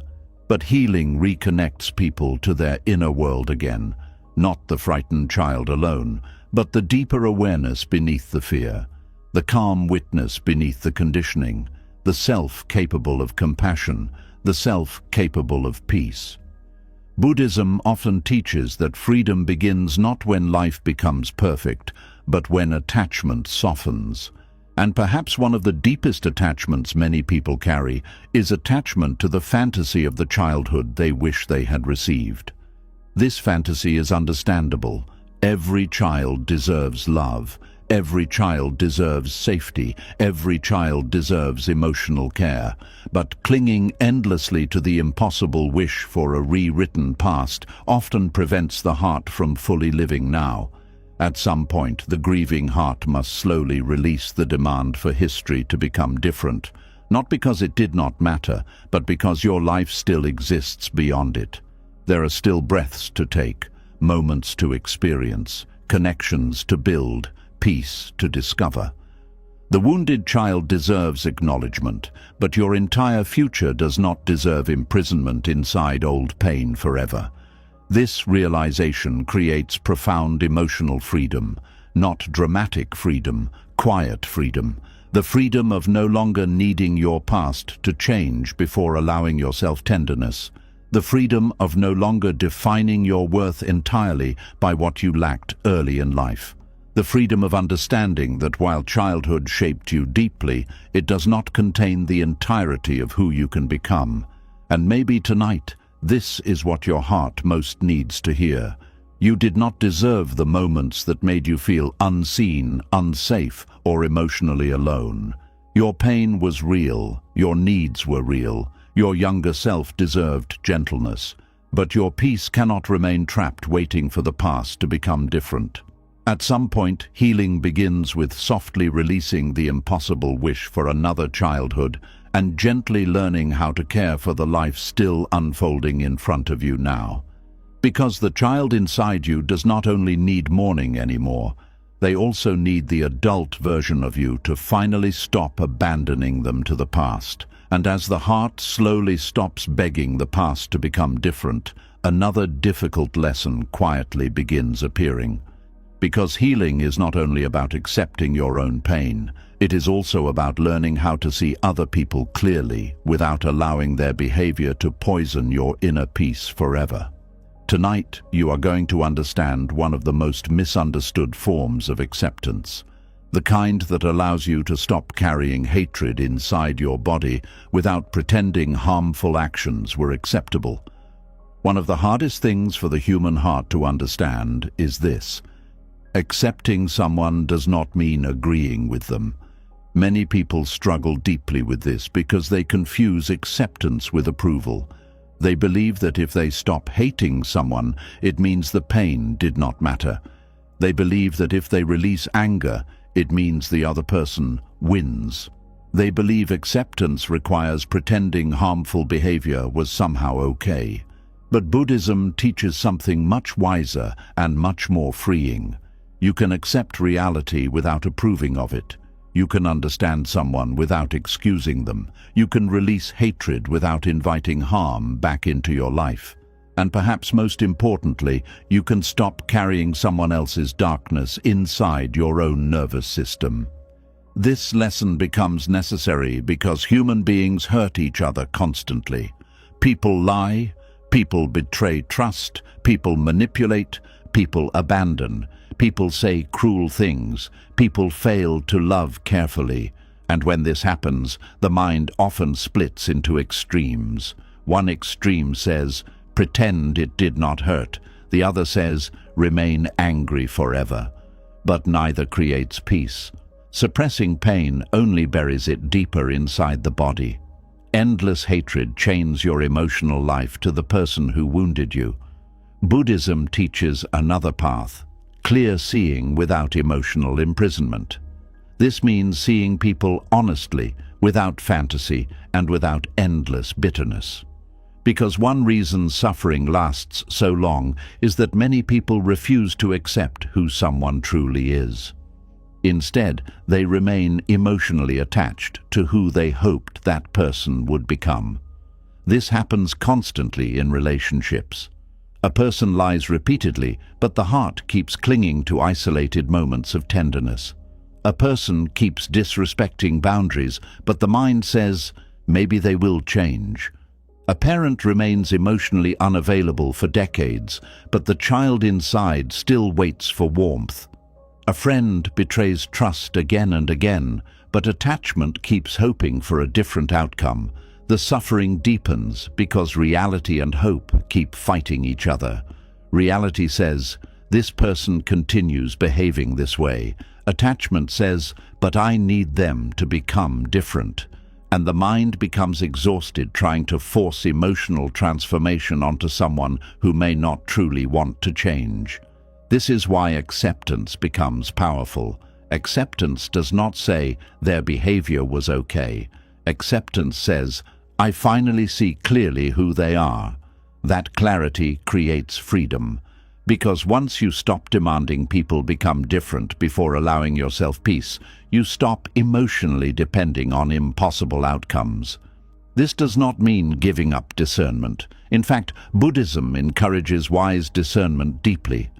A peaceful person is not someone who blindly tolerates harm. A peaceful person sees clearly without becoming consumed by hatred. That balance matters enormously, because many wounded people become trapped in cycles of emotional attachment disguised as moral outrage. They replay the betrayal constantly, replay the disrespect, replay the cruelty, replay what should have happened differently. And without realizing it, the person who hurt them continues occupying enormous space inside their inner world. This is one reason hatred becomes so exhausting. Hatred keeps the nervous system emotionally connected to the source of pain. The body remains tense. The mind remains restless. The heart remains trapped in unfinished emotional conflict. Buddhist teachings understand this deeply. Anger itself is not evil. Anger often appears naturally when boundaries are violated. But attachment to anger becomes suffering, because eventually the fire meant to protect begins burning the person carrying it. There is an old Buddhist understanding that holding hatred is like gripping a burning coal, hoping to throw it at someone else later. Meanwhile, your own hand continues burning first. This does not mean becoming passive. It means understanding that inner peace matters too much to sacrifice endlessly at the altar of resentment. Many people secretly believe resentment protects them. If I stay angry, I will never be hurt again. If I hate them enough, I stay strong. If I keep replaying what they did, I remain safe. But often resentment does not create safety. It creates emotional imprisonment. The mind keeps circling the same pain endlessly, and life begins shrinking around the wound. This is especially dangerous because resentment often disguises itself as justice. The mind says, "I deserve to stay angry after what happened." And yes, the pain may be real, the betrayal may be real, the harm may be real, but endless emotional attachment to the injury still creates suffering inside you. Buddhism invites a different question. How long do you want another person's actions to continue controlling your nervous system? That question changes things. Because many people continue reliving emotional injuries long after the actual event ended. The other person may have moved on entirely while the wounded mind keeps reopening the scene daily. This does not create healing. It creates continued captivity. Acceptance interrupts this cycle, not by pretending harm never occurred, but by fully acknowledging reality instead of emotionally wrestling it forever. This person behaved this way. This person could not give what I needed. This person caused pain. This person may never become who I hoped. Those truths may hurt deeply, but clarity hurts less than endless emotional illusion. This is especially important because many people confuse compassion with self-abandonment. They think being spiritually peaceful means allowing unlimited mistreatment. But Buddhism never teaches people to destroy themselves for the comfort of others. Compassion and boundaries can exist together. You can understand someone's wounds without allowing them to wound you repeatedly. You can recognize someone's suffering without giving them unlimited access to your peace. You can forgive internally while still walking away externally. This distinction saves many lives emotionally. Because wounded people often stay trapped inside harmful dynamics, believing love requires endless tolerance. But acceptance is not submission. Acceptance is seeing reality clearly enough to stop lying to yourself. If someone continuously harms you, acceptance means recognizing the pattern honestly, not fantasizing about their potential while ignoring their actions repeatedly. Potential is not behavior.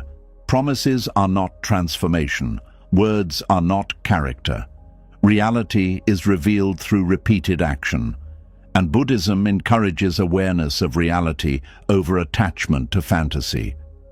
Many people suffer because they fall in love with imagined versions of people instead of seeing who is actually standing in front of them. They love possibility more than reality. They love hope more than truth. And while hope can be beautiful, hope disconnected from reality creates deep suffering. At some point, peace requires seeing clearly, not cruelly, clearly. This clarity often creates grief first, because when illusions disappear, reality finally becomes fully visible. A person realizes they may never love me the way I need.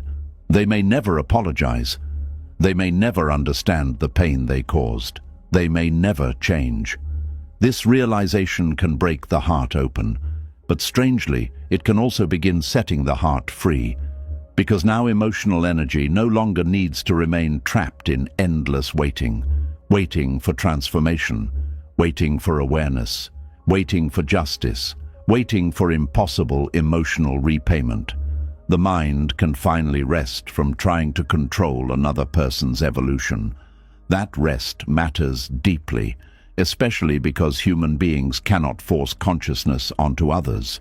You cannot force empathy, you cannot force accountability, you cannot force emotional maturity, you cannot force self-awareness.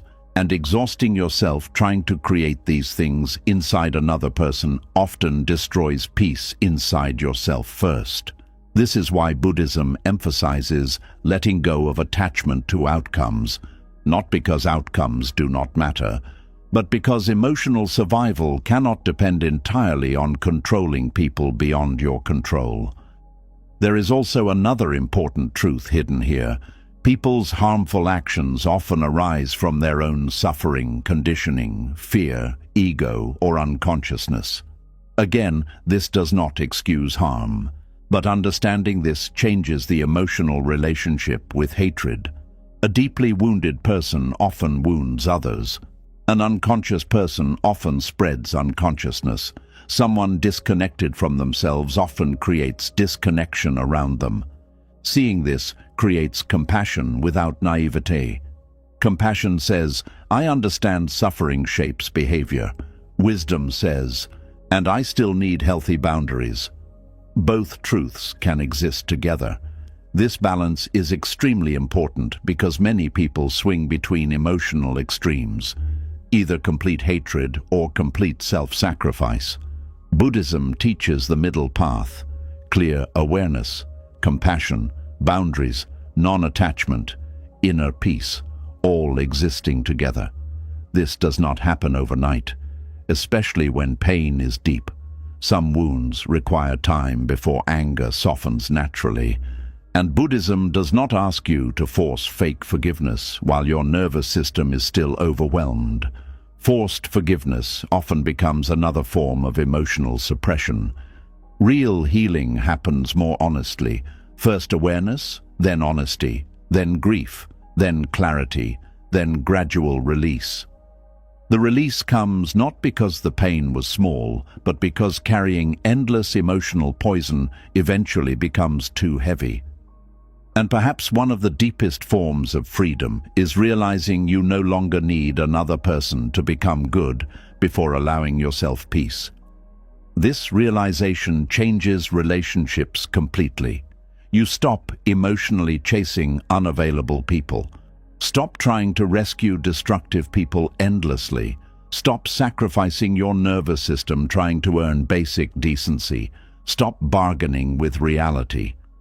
Instead, awareness quietly says, this is who they are right now. That sentence is powerful, because many people keep loving people based on memory, fantasy, or potential instead of present reality. But reality is where peace exists, not fantasy, not future projection, reality. and reality often reveals uncomfortable truths. Some people are not emotionally safe. Some people are deeply unconscious. Some people repeatedly choose selfishness. Some people cannot meet your depth. Some people remain committed to behaviors that create suffering. Accepting this does not make you bitter. It makes you awake. Awake enough to stop abandoning yourself emotionally. Awake enough to stop waiting for unavailable people to become emotionally available through your suffering alone. Awake enough to stop confusing emotional attachment with love. Because love without awareness often becomes self-destruction. True compassion includes yourself too. This is another lesson many people miss. They offer endless understanding to others while offering none to themselves. They excuse harmful behavior repeatedly while ignoring their own exhaustion. They prioritize another person's wounds while neglecting their own healing. Eventually, resentment grows because self-betrayal always creates inner pain. Buddhist compassion begins inwardly first, not selfishly, but honestly. You matter too. Your peace matters too. Your nervous system matters too. Your boundaries matter too. This understanding changes the way you relate to difficult people. You stop needing to hate them to protect yourself. Hatred becomes unnecessary once clarity exists. You simply see reality honestly and respond wisely. Sometimes wisely means distance. Sometimes wisely means compassion without closeness. Sometimes wisely means ending access. Sometimes wisely means grieving what never truly existed. And sometimes wisely means accepting that another person's journey belongs to them, not you. This acceptance creates tremendous emotional freedom because many people unconsciously carry responsibility for changing others. They believe, if I love them enough, they will heal. If I stay patient enough, they will awaken. If I explain myself perfectly, they will understand. But human beings only truly change when they themselves become willing to see clearly. No amount of suffering on your part can force awareness into another person. This truth can feel heartbreaking, but it can also feel liberating. Because once you stop trying to emotionally manage another person's consciousness, your energy returns to your own life again, your own healing, your own peace, your own awareness. This is where acceptance becomes deeply practical. You stop wasting life fighting reality emotionally. You stop trying to rewrite people internally.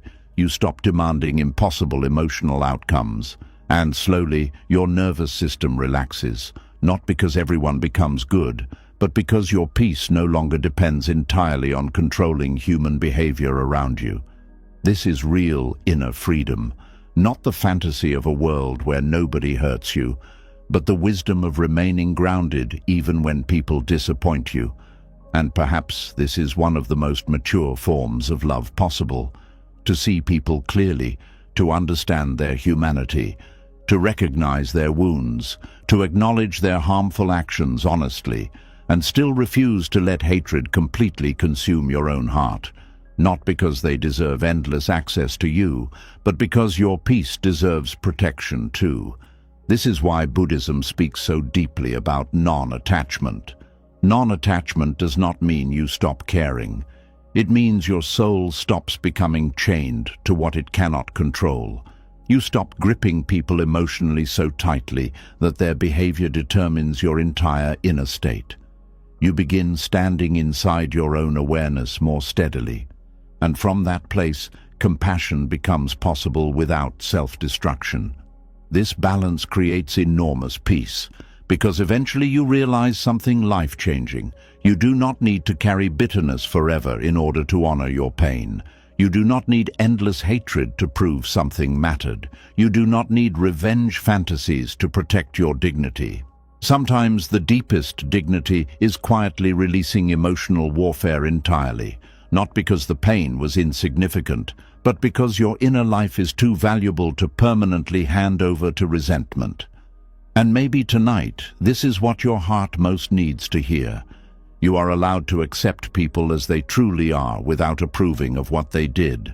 You are allowed to recognize harmful behavior without becoming consumed by hatred. You are allowed to walk away peacefully from what continuously wounds you. You are allowed to stop waiting for impossible transformation before allowing yourself rest. Because acceptance is not saying what happened was okay. Acceptance is saying, I finally see reality clearly enough to stop destroying myself fighting it. And hidden inside that clarity is the beginning of a much deeper peace. And as the heart slowly learns to stop fighting people for becoming who they truly are, another painful attachment begins revealing itself underneath the surface, because sometimes suffering does not continue only because of what happened. It continues because a part of you is still waiting for life itself to finally admit that it hurt you unfairly. Tonight, you are going to understand why many people remain emotionally trapped for years, waiting for apologies, explanations, justice, or emotional repayment that may never fully arrive.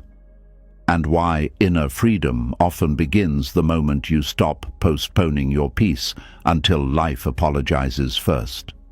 There is a hidden sentence living inside many wounded hearts, even if it is never spoken out loud. I cannot move on until this is made right. At first, this sounds understandable. Human beings naturally want resolution. When pain enters life unfairly, the heart wants acknowledgement. It wants someone to finally recognize the damage. It wants justice. It wants understanding. It wants the universe itself to say, yes, what happened to you was wrong. And sometimes that acknowledgement does come. Sometimes people apologize sincerely. Sometimes truth becomes visible. Sometimes wounds are recognized openly, but many times life stays silent.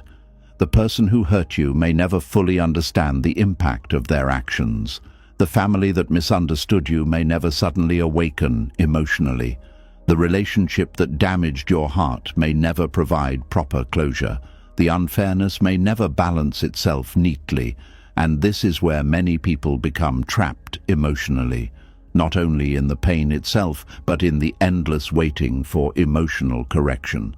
The mind keeps saying, once they apologize, I can heal. Once life explains itself, I can relax. Once justice happens, I can feel peace. But peace built on those conditions becomes fragile because reality does not always provide emotional resolution on demand. This is one of the hardest Buddhist lessons to accept. Life does not always explain itself, and suffering deepens when peace is postponed until reality behaves according to emotional expectation. Many people unknowingly spend years emotionally frozen because they are waiting for the universe to reverse the feeling of injustice inside them. They want acknowledgement before healing, validation before peace, repayment before release. And while this desire is deeply human, it often becomes another form of attachment. Attachment to fairness, attachment to emotional symmetry, attachment to the idea that pain must eventually be compensated in visible ways before the heart can rest. But reality moves differently. Sometimes good people suffer without explanation. Sometimes cruel people continue living comfortably. Sometimes apologies never arrive. Sometimes misunderstandings remain permanent. Sometimes love disappears without closure, and the mind struggles deeply against these truths because the ego wants emotional completion through external resolution. Yet Buddhism gently teaches that waiting endlessly for life to emotionally repair itself often creates even more suffering. Because now the heart is not only hurting from the original wound, it is also hurting from unmet expectations of justice. This creates a second layer of pain. The first pain says, "This hurt me." The second pain says, "And life still has not corrected it." That second layer often becomes heavier than the first, because the nervous system remains emotionally suspended in unfinished waiting. waiting for fairness, waiting for acknowledgement, waiting for the world to finally understand. This waiting quietly drains life from people. There are individuals who cannot fully enjoy the present because part of them is still emotionally standing in front of an old wound, demanding an explanation from existence itself. They replay events repeatedly, hoping to finally discover why things unfolded the way they did. They search for hidden meanings obsessively. They mentally argue with reality. They wait for karma to arrive visibly. And while waiting, years pass. Peace remains postponed. The body remains tense. The heart remains unresolved. Buddhism does not deny the reality of injustice. It simply teaches that attachment to emotional repayment creates suffering. Because the mind keeps demanding something, reality may never deliver in the form expected. This does not mean injustice is acceptable. It means your peace cannot survive if it depends entirely on the universe behaving according to your emotional timetable. That realization can feel painful at first, especially for deeply sensitive people, especially for people who genuinely tried to do good, because part of the heart believes goodness should protect against unfairness, yet life often reveals otherwise. And when this truth first becomes visible, bitterness can easily grow. The mind says, "After everything I gave, this is what happened. After all my kindness, this is what I received. Why do I suffer while others seem untouched?" These questions are ancient. Human beings have wrestled with them for thousands of years. Buddhism does not answer them by promising perfect worldly fairness. Instead, it points toward another possibility: freedom from demanding fairness before allowing yourself inner peace. This changes everything. Because many people unknowingly hand control of their emotional life over to unresolved pain. They tell themselves, "I will stop suffering once they finally understand." But what if they never understand? "I will feel free once they regret losing me." But what if they never regret it openly? "I will heal once life makes this fair." But what if life never arranges fairness in visible ways? Does your peace remain permanently postponed? This is the hidden prison many people live inside. Not only pain itself, but dependency on future emotional repayment. Buddhism gently asks another question. What if peace begins before the apology?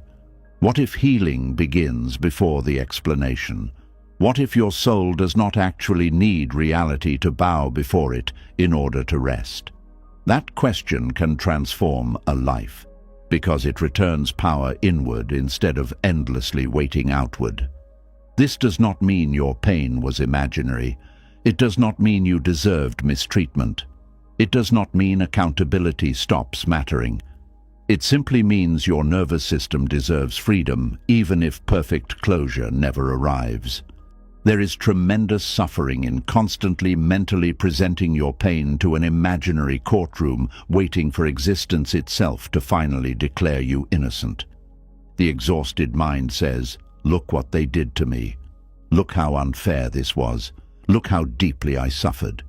And yes, those things may be true. But endless emotional prosecution rarely creates peace. At some point, the heart becomes exhausted from trying to convince reality to emotionally apologize. Because reality is not a person sitting across from you capable of giving verbal reassurance. Life unfolds through causes, conditions, impermanence, and uncertainty. Sometimes events make sense later, sometimes they never fully do. And one of the deepest forms of maturity is learning how to continue living even without complete emotional answers. This is extremely difficult because the human mind wants narrative closure. It wants a clean story, a villain punished, a victim understood, a lesson fully explained. But life often remains unfinished emotionally. This unfinishedness creates enormous discomfort. Yet Buddhism teaches that peace becomes possible when you stop demanding absolute resolution from an impermanent world. This does not mean becoming passive.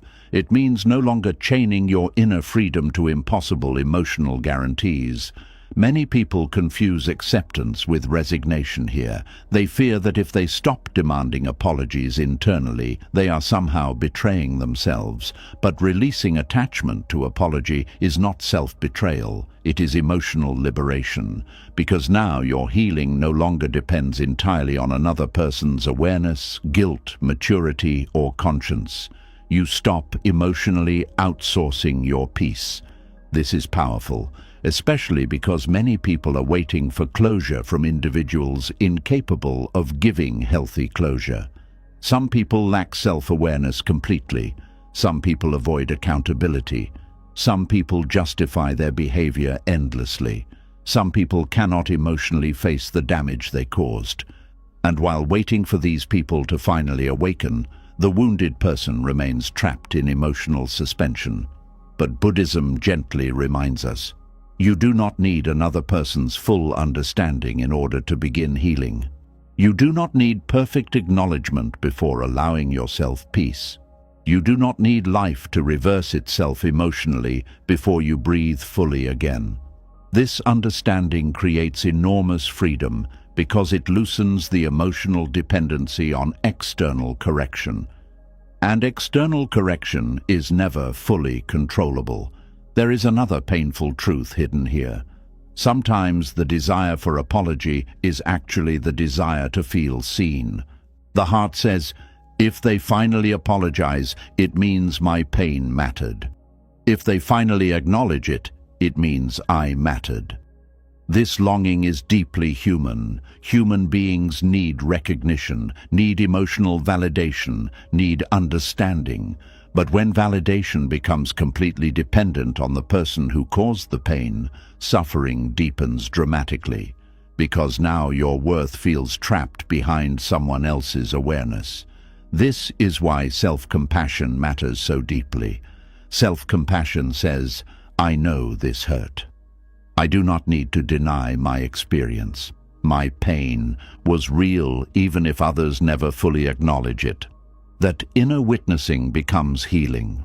Because many people keep waiting externally for validation, they can begin offering inwardly themselves. This does not replace healthy accountability, but it frees the heart from emotional starvation while waiting endlessly for others to finally see clearly. There is also something important to understand about resentment. Resentment often survives because the mind believes letting go means saying the unfairness did not matter. But letting go is not denial. It is choosing not to permanently destroy your own nervous system, carrying unresolved emotional fire.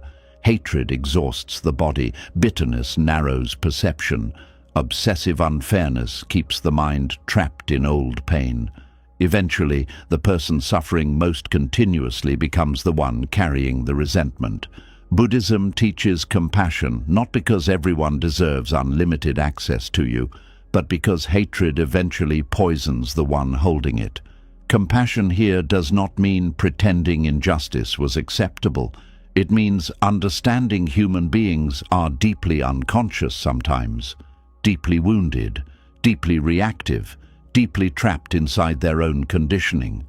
Again, this does not erase accountability, but it softens the endless emotional demand for cosmic revenge before allowing yourself peace. Because revenge fantasies rarely heal wounds, they simply keep the mind emotionally attached to the original pain longer. This is why inner freedom feels so radical. It says, I release myself from endless emotional waiting. Not because life became fair, but because your soul deserves rest too. This shift changes the way you experience suffering. Instead of asking constantly, when will life repay me? You begin asking, how do I care for my heart now? Instead of demanding, when will they finally understand? You begin noticing, what parts of myself still need compassion? Instead of mentally fighting reality endlessly, awareness begins returning to the present moment again. This present moment return is deeply important, because unresolved injustice often traps attention entirely in the past. The body remains here, but emotionally the person still lives inside old injuries, still replaying unfair moments, still imagining different outcomes, still waiting for emotional correction. Meanwhile, life quietly continues moving. Sunlight still enters rooms. Breath still moves. Small moments still exist. Future possibilities still exist. But attachment to unresolved pain makes these things difficult to notice. This is why Buddhism emphasizes non-attachment so strongly. Not because human pain is insignificant, but because attachment keeps attention frozen inside suffering long after the event itself ended. And perhaps one of the most difficult truths to accept is this: life may never fully explain why certain things happened. Some questions remain unanswered. Some losses remain mysterious. Some heartbreak never receives satisfying closure. Some suffering never fits neatly into understandable narratives. The mind hates this uncertainty. It wants resolution desperately. Yet peace often begins the moment you stop demanding complete understanding before allowing yourself to live again. This does not mean you suddenly stop feeling hurt. It means you stop feeding the hurt with endless emotional bargaining. Because bargaining is exhausting. The mind bargains with life constantly. If I stay angry, maybe justice will come. If I replay it enough, maybe clarity will arrive. If I suffer visibly enough, maybe reality will finally notice. But reality does not negotiate emotionally that way. At some point, the soul becomes tired. Tired of waiting, tired of fighting, tired of carrying unfinished emotional wars. And that exhaustion can become sacred if it finally leads toward surrender. Not hopeless surrender, peaceful surrender. The kind that quietly says, I may never receive the apology I deserved, and I no longer want my entire life trapped waiting for it. That sentence contains enormous wisdom, because it prioritizes your inner freedom over endless emotional dependency on external resolution. This is not weakness, it is maturity, deep maturity. The maturity to understand that some wounds heal, not because life became fair, but because the heart stopped demanding fairness before allowing itself rest. And strangely, once this attachment loosens, the nervous system begins softening too. The body relaxes more deeply, the mind becomes quieter, the emotional obsession decreases. Not because the past vanished, but because the inner war around the past slowly ended. This creates space for gratitude again, not fake positivity. Real gratitude. Gratitude for breath, for awareness, for the chance to still love despite disappointment, for the possibility of peace despite pain. This gratitude feels different because it no longer depends on perfect circumstances. It grows from acceptance. And acceptance is one of the deepest forms of freedom Buddhism offers. Not freedom from pain entirely, but freedom from endless emotional resistance to reality. And maybe tonight this is what your heart most needs to hear. You do not need life to kneel before you and apologize in order to begin healing. You do not need every wound fully acknowledged before allowing yourself peace. You do not need perfect justice before resting your nervous system. Your pain mattered, your suffering was real, your heart deserved gentleness, but your future does not deserve permanent imprisonment inside unfinished emotional waiting. At some point, peace begins when you stop asking reality to emotionally rewrite itself before allowing yourself to breathe again. Because life may never apologize the way you hoped, but your soul can still become free anyway. And as the heart slowly stops waiting for life to finally explain itself, another quiet struggle begins revealing itself inside the human experience. Because sometimes the deepest suffering is not caused by the pain itself anymore. It is caused by the conflict between the part of you that is ready to move forward and the part of you that is terrified to let go. Tonight, you are going to understand why the mind often clings to what the deeper self already knows is finished, and why true peace begins when the inner war between holding on and releasing finally starts to soften. There are moments in life when something inside you already knows the truth long before your mind accepts it. You may feel it quietly at night, in the silence after conversations, in the heaviness that appears every time you force yourself to keep hoping, in the exhaustion of pretending something still feels alive when deep down you know it no longer does. Part of you already understands.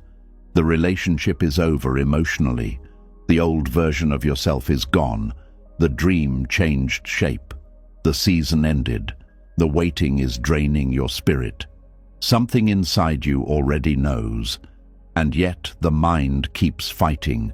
It keeps replaying, keeps analyzing, keeps bargaining, keeps searching for reasons to hold on just a little longer. This inner conflict creates enormous suffering because the soul begins moving toward release while the mind continues pulling backward. It is like trying to walk forward while emotionally chained to something behind you. Eventually, exhaustion appears. Not only emotional exhaustion, but spiritual exhaustion. The kind that makes even simple moments feel heavy. Buddhism understands this struggle deeply. The mind clings because clinging creates the illusion of control. If the mind keeps thinking about something, it feels active. If it keeps analyzing, it feels productive. If it keeps hoping, it avoids grief temporarily. But awareness sees something different. Awareness notices when attachment has become suffering.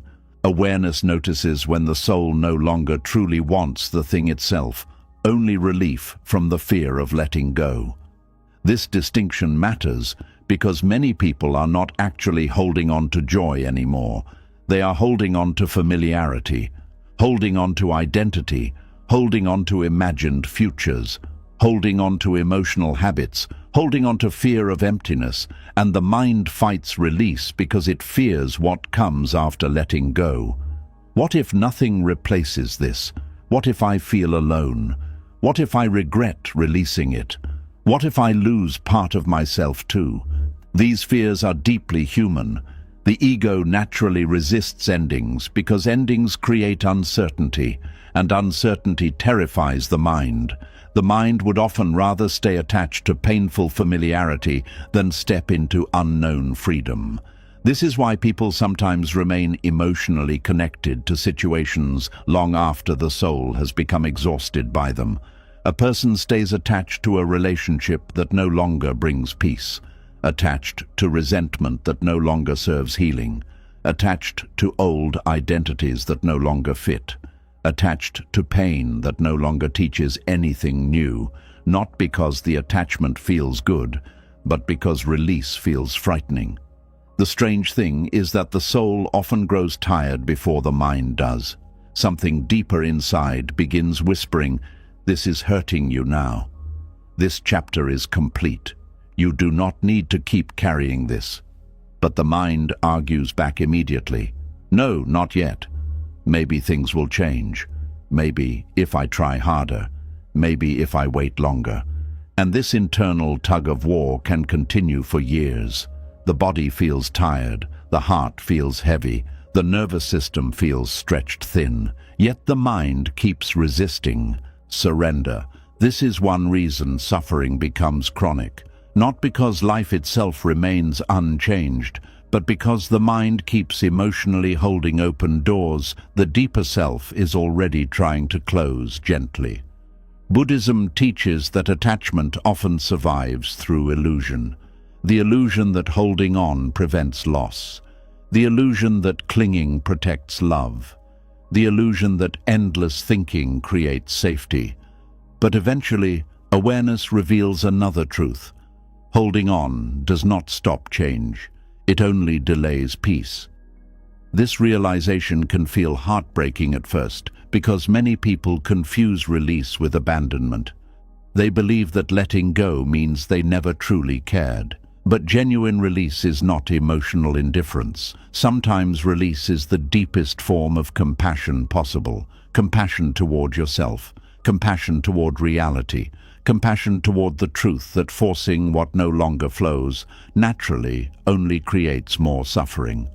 This is why so many people feel strangely emotional when they finally stop fighting internally. The tears often come not because they suddenly became weak, but because the nervous system is finally putting down a burden it carried too long. The body knows exhaustion before the mind admits it. The soul knows truth before the ego accepts it. You can feel this in many areas of life. A person keeps trying to win approval from emotionally unavailable people, even though something inside already knows it will never fully arrive. A person keeps chasing an old dream that no longer feels aligned because they fear who they will become without it.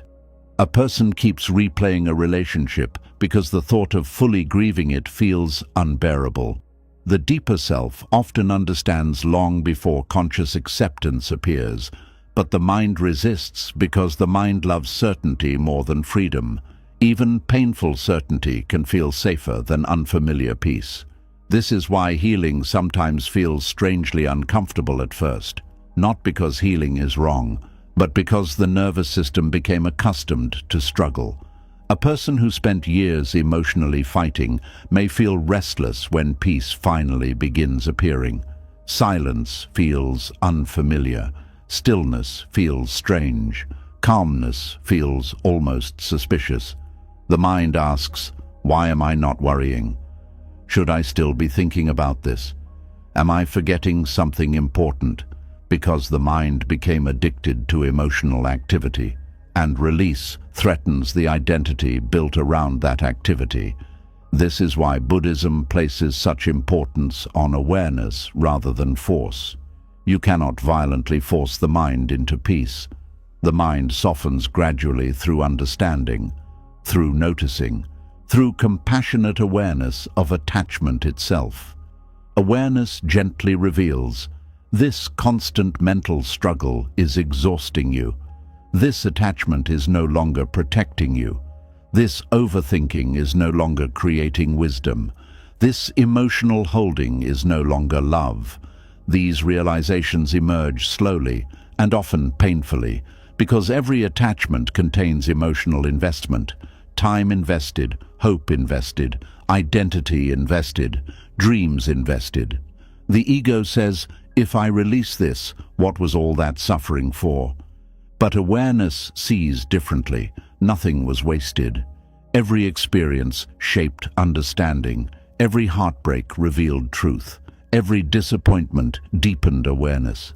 Every ending transformed consciousness somehow. Release does not erase meaning.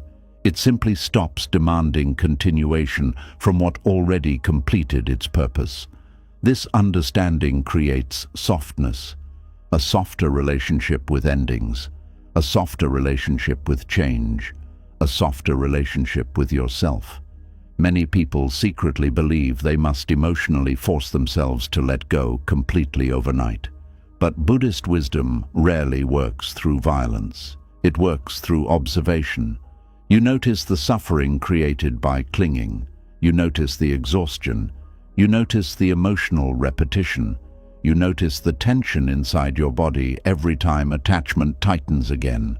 And slowly, naturally, the desire for peace becomes stronger than the desire to keep holding on.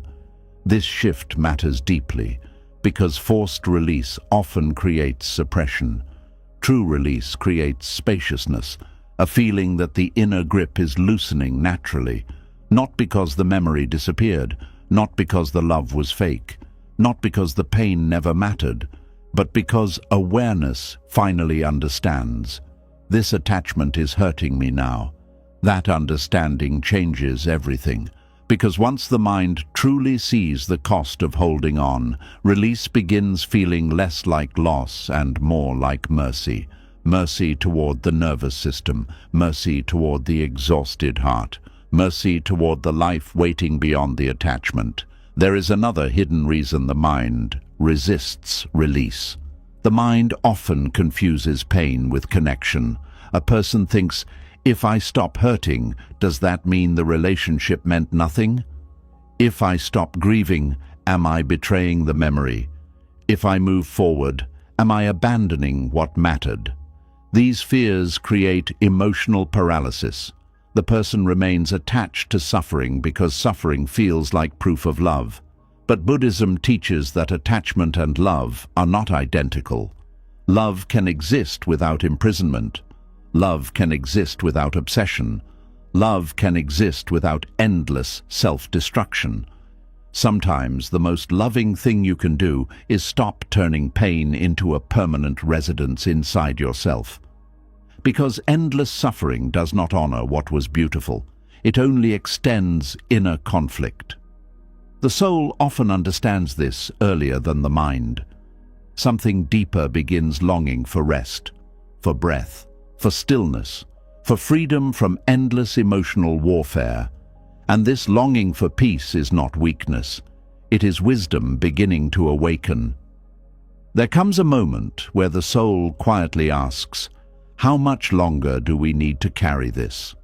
That question can break something open inside a person, because many individuals never consciously examine how long they have been emotionally gripping the same pain.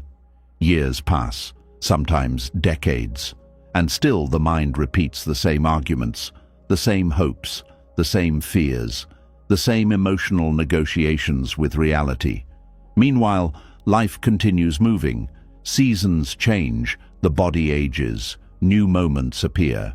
Yet the mind remains trapped inside old attachment.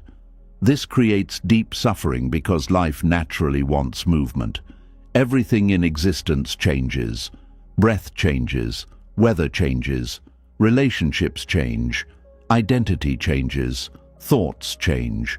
Nothing remains fixed forever except through attachment, and attachment requires enormous energy to maintain.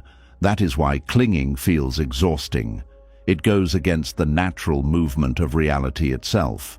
Buddhism teaches impermanence not to create sadness, but to create freedom. Because once you deeply understand that all things change, the desperate need to freeze life begins softening. You stop demanding permanence from temporary experiences. You stop expecting certainty from uncertain things. You stop fighting endings as if endings are personal attacks against you. And gradually, the mind learns how to release more gently. This does not happen perfectly. Some days attachment returns strongly. Some days grief rises again. Some days the mind wants to reopen old doors. That is normal. Healing is rarely linear. Awareness simply notices the pattern without becoming consumed by it again. You notice, my mind is gripping again. My fear is tightening again. My attachment is speaking again. And instead of immediately obeying the attachment, you breathe, you observe, you soften. This practice slowly retrains the nervous system. The body learns that release does not equal death. The mind learns that letting go does not erase meaning. The heart learns that peace is possible without endless holding. And eventually, something extraordinary happens. You stop needing to force release. Release begins happening naturally because awareness sees clearly now. The attachment no longer feels nourishing, it feels heavy. The overthinking no longer feels protective, it feels exhausting. The emotional repetition no longer feels meaningful, it feels draining. This clarity creates freedom, not sudden dramatic freedom, quiet freedom, the kind where you suddenly notice the mind is no longer obsessing the way it used to. The memory appears, but it does not completely possess your body anymore. The old trigger appears, but you return to calmness faster. The emotional storm rises, but you no longer drown inside it completely. This is healing, not perfection, not emotional numbness, but less inner warfare, less resistance, less attachment, more space, more breath, more presence. There is also a sacred sadness inside release that many people avoid, because releasing something often means fully acknowledging that a chapter truly ended. No more bargaining, no more fantasy, no more emotional negotiation, just reality. And reality can feel devastating initially, especially when the attachment involved deep love, hope, identity, or longing. But strangely, once reality is finally accepted fully, peace begins entering quietly, because the war ended. The endless internal argument stopped. The nervous system no longer needs to keep defending attachment constantly. This is why surrender feels peaceful after resistance finally exhausts itself. Not because the pain vanished, but because the struggle against truth softened. Buddhism understands surrender very differently from defeat. Defeat says, "I lost." Surrender says, "I stop, fighting reality now." That distinction matters enormously, because many people remain emotionally trapped simply because they interpret surrender as failure. But surrender often becomes the doorway into freedom.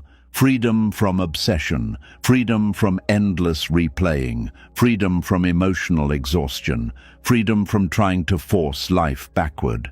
And perhaps the soul has been longing for this freedom quietly all along, not because it stopped caring, but because it understands something the frightened mind struggles to accept. Peace matters too. Rest matters too. Life beyond attachment matters too. There is still beauty waiting outside the emotional prison of endless holding. Still sunlight, still connection, still laughter, still possibility, still breath, still presence. But the mind consumed by attachment cannot fully see these things because all attention remains fixed on what it refuses to release. This is why awareness becomes sacred. Awareness gently turns your face back toward life itself, not through force, not through shame, but through compassionate truth. The truth that your soul deserves peace more than endless emotional captivity. And maybe tonight, this is what your heart most needs to hear. You do not need to keep fighting internally with what your deeper self already understands. You do not need to keep gripping what is exhausting your spirit. You do not need to remain trapped inside emotional repetition forever. Part of you already knows what no longer belongs in your hands. Part of you already feels how tired the struggle has become. Part of you already longs for rest more than attachment. Trust that part gently, not all at once, not perfectly, but honestly, because the moment the mind finally stops resisting what the soul is ready to release, something beautiful begins happening quietly inside you. The war softens, the breath deepens, the body relaxes, and peace, which was waiting patiently underneath all the struggle, finally begins finding space to return. And as the mind slowly loosens its grip on what the soul no longer wants to carry, another truth quietly begins appearing beneath the silence. Letting go is not the end of suffering. Sometimes the real challenge begins after the loss itself, when the heart must decide whether pain will deepen wisdom or slowly harden into bitterness. Tonight, you are going to understand why loss changes people in very different ways, and how Buddhism teaches the rare art of grieving deeply without allowing sorrow to poison your spirit forever. There are people who lose something precious and become softer afterward, and there are people who lose something precious and become harder. The loss may look similar from the outside. Both hearts break, both people cry, both experience disappointment, grief, loneliness, confusion, or heartbreak. Yet over time, one person becomes more compassionate while the other becomes consumed by bitterness. This difference matters deeply because loss itself is unavoidable in human life, but bitterness is not. Buddhism teaches that suffering can either awaken awareness or strengthen attachment, And one of the greatest dangers after pain is the slow transformation of grief into permanent emotional hardness. Bitterness rarely arrives suddenly. It grows quietly. A disappointment remains unresolved. A betrayal remains unprocessed. A heartbreak remains emotionally active. And slowly, the mind begins building protective conclusions around the pain. People cannot be trusted. Love only leads to suffering. Life always takes things away. Nothing good lasts. Opening your heart is dangerous. These thoughts may feel protective at first, but over time they become emotional walls. The wounded heart stops allowing life to enter naturally, not because it stopped needing love, but because it became terrified of losing again. This is one reason bitterness feels so heavy. It is grief that never fully moved. Grief that became trapped inside resistance, fear, and emotional guarding.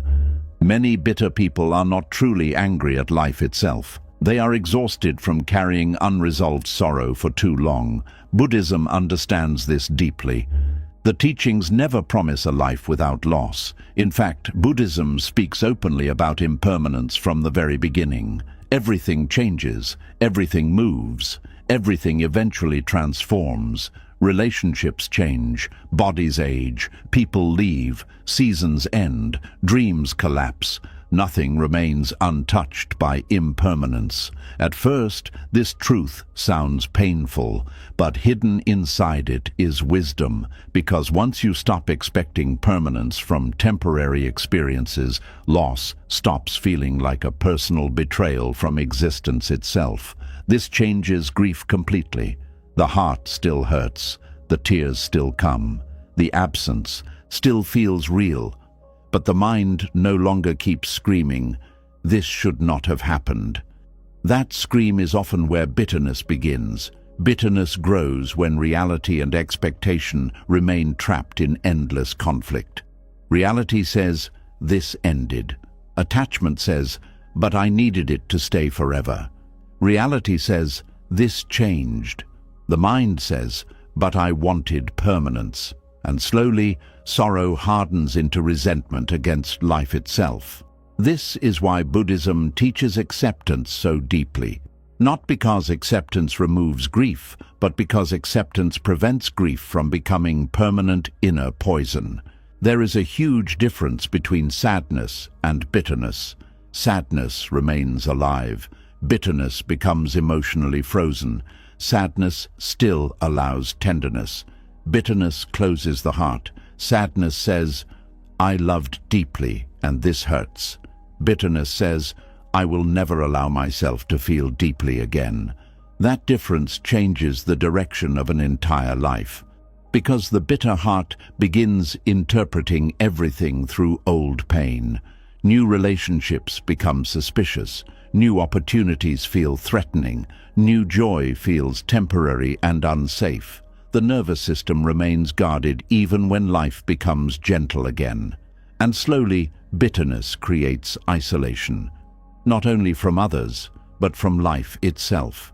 This is why Buddhist compassion matters after loss. Compassion keeps the heart from turning pain into identity.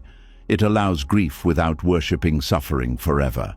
Many people secretly believe bitterness makes them strong. They think emotional hardness protects against future pain. And yes, emotional numbness can temporarily create the illusion of safety. But numbness also blocks joy, blocks intimacy, blocks connection, blocks peace. A closed heart may avoid certain forms of pain, but it also struggles to fully experience love, trust, gratitude, and presence. This is why bitterness eventually becomes its own prison. The heart spends so much energy trying not to suffer again that it stops truly living. Buddhism offers another possibility. Not naive openness, not pretending loss does not hurt, but remaining soft enough to stay human even after disappointment. This softness is not weakness, it is enormous courage, because after deep loss, remaining gentle requires strength. Remaining compassionate requires strength. Remaining open to life requires strength. Anyone can become hardened by pain.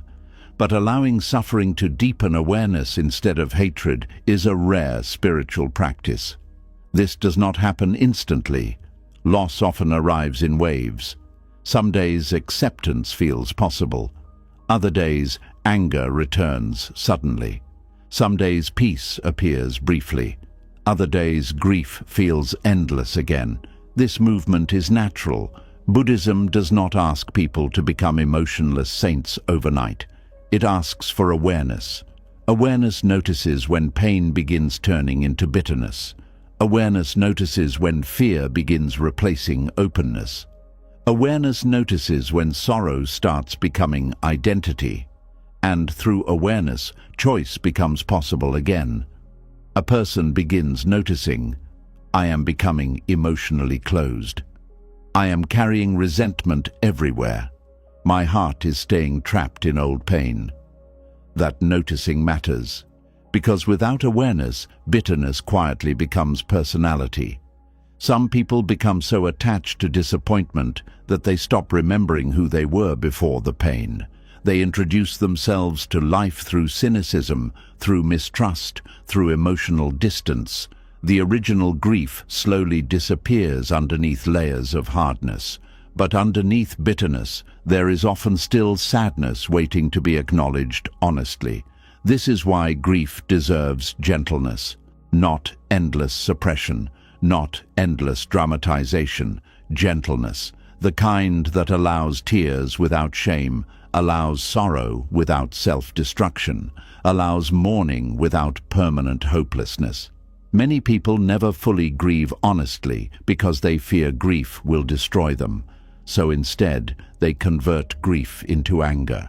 Anger feels more powerful, more controlled, more protective.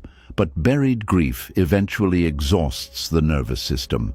The body keeps carrying emotional tension long after the original loss. This is why Buddhist mindfulness practices often focus on allowing emotions to move naturally instead of resisting them constantly. A person sits quietly with sorrow, breathes with it, observes it, feels it without turning it into permanent identity. This practice slowly softens emotional rigidity, because bitterness often survives through avoidance, avoidance of vulnerability, avoidance of grief, avoidance of tenderness, avoidance of the raw truth that something meaningful was lost. But healing begins when the heart finally stops running from that truth. Not dramatically, not forcefully, just honestly. Yes, this mattered. Yes, this hurts. Yes, I miss what was lost. That honesty creates movement, and movement prevents emotional freezing. There is another hidden reason people become bitter after loss. Loss often wounds the ego's sense of control. The mind secretly believes, if I love carefully enough, nothing will leave. If I become good enough, life will stop hurting me. If I do everything correctly, permanence will finally arrive. But impermanence touches everyone eventually. No amount of perfection protects against change forever. This realization can either create humility or bitterness. Humility says, loss is part of being human. Bitterness says, life personally betrayed me. The bitter mind personalizes impermanence. It interprets change as punishment. But Buddhism teaches that change is not punishment. Change is the nature of existence itself. This understanding softens suffering tremendously, because now loss stops being evidence that life singled you out unfairly. Instead, loss becomes part of the shared human condition. Everyone loses eventually. Everyone grieves eventually. Everyone experiences endings eventually. This realization creates compassion, not only for yourself, but for others too. You begin seeing that behind many harsh people is unresolved sorrow. Behind many angry people is unprocessed grief. Behind many emotionally distant people is fear of loss. Pain shapes human behavior constantly. This awareness does not excuse harmful actions, but it deepens understanding. And understanding prevents hatred from fully taking root. This matters because bitterness often isolates people emotionally. The bitter person says, "Nobody understands. Nobody cares. Nobody can be trusted." And slowly, loneliness deepens. But compassion reconnects the heart to humanity again. Compassion says, suffering touches everyone. Fear touches everyone. Loss touches everyone. This shared understanding softens emotional separation, not because pain disappears, but because isolation decreases. Buddhist teachings often emphasize loving kindness for this reason, not sentimental positivity, genuine goodwill toward yourself and others despite imperfection. Loving kindness becomes especially important after loss because grief naturally narrows awareness. Pain makes the mind focus entirely on absence, entirely on what disappeared, entirely on what ended. But loving kindness gently widens awareness again. You begin noticing beauty that still exists. Breath still exists. Sunlight still exists. Connection still exists. Peace still exists in moments, not to erase grief, but to remind the heart that life did not end entirely with the loss. This balance matters deeply. Some people become afraid to experience joy again after loss because joy feels disloyal to grief. They think, if I laugh again, I am forgetting. If I feel peaceful again, maybe the loss did not matter. But healing does not dishonor love. Bitterness dishonors life far more than peace ever could.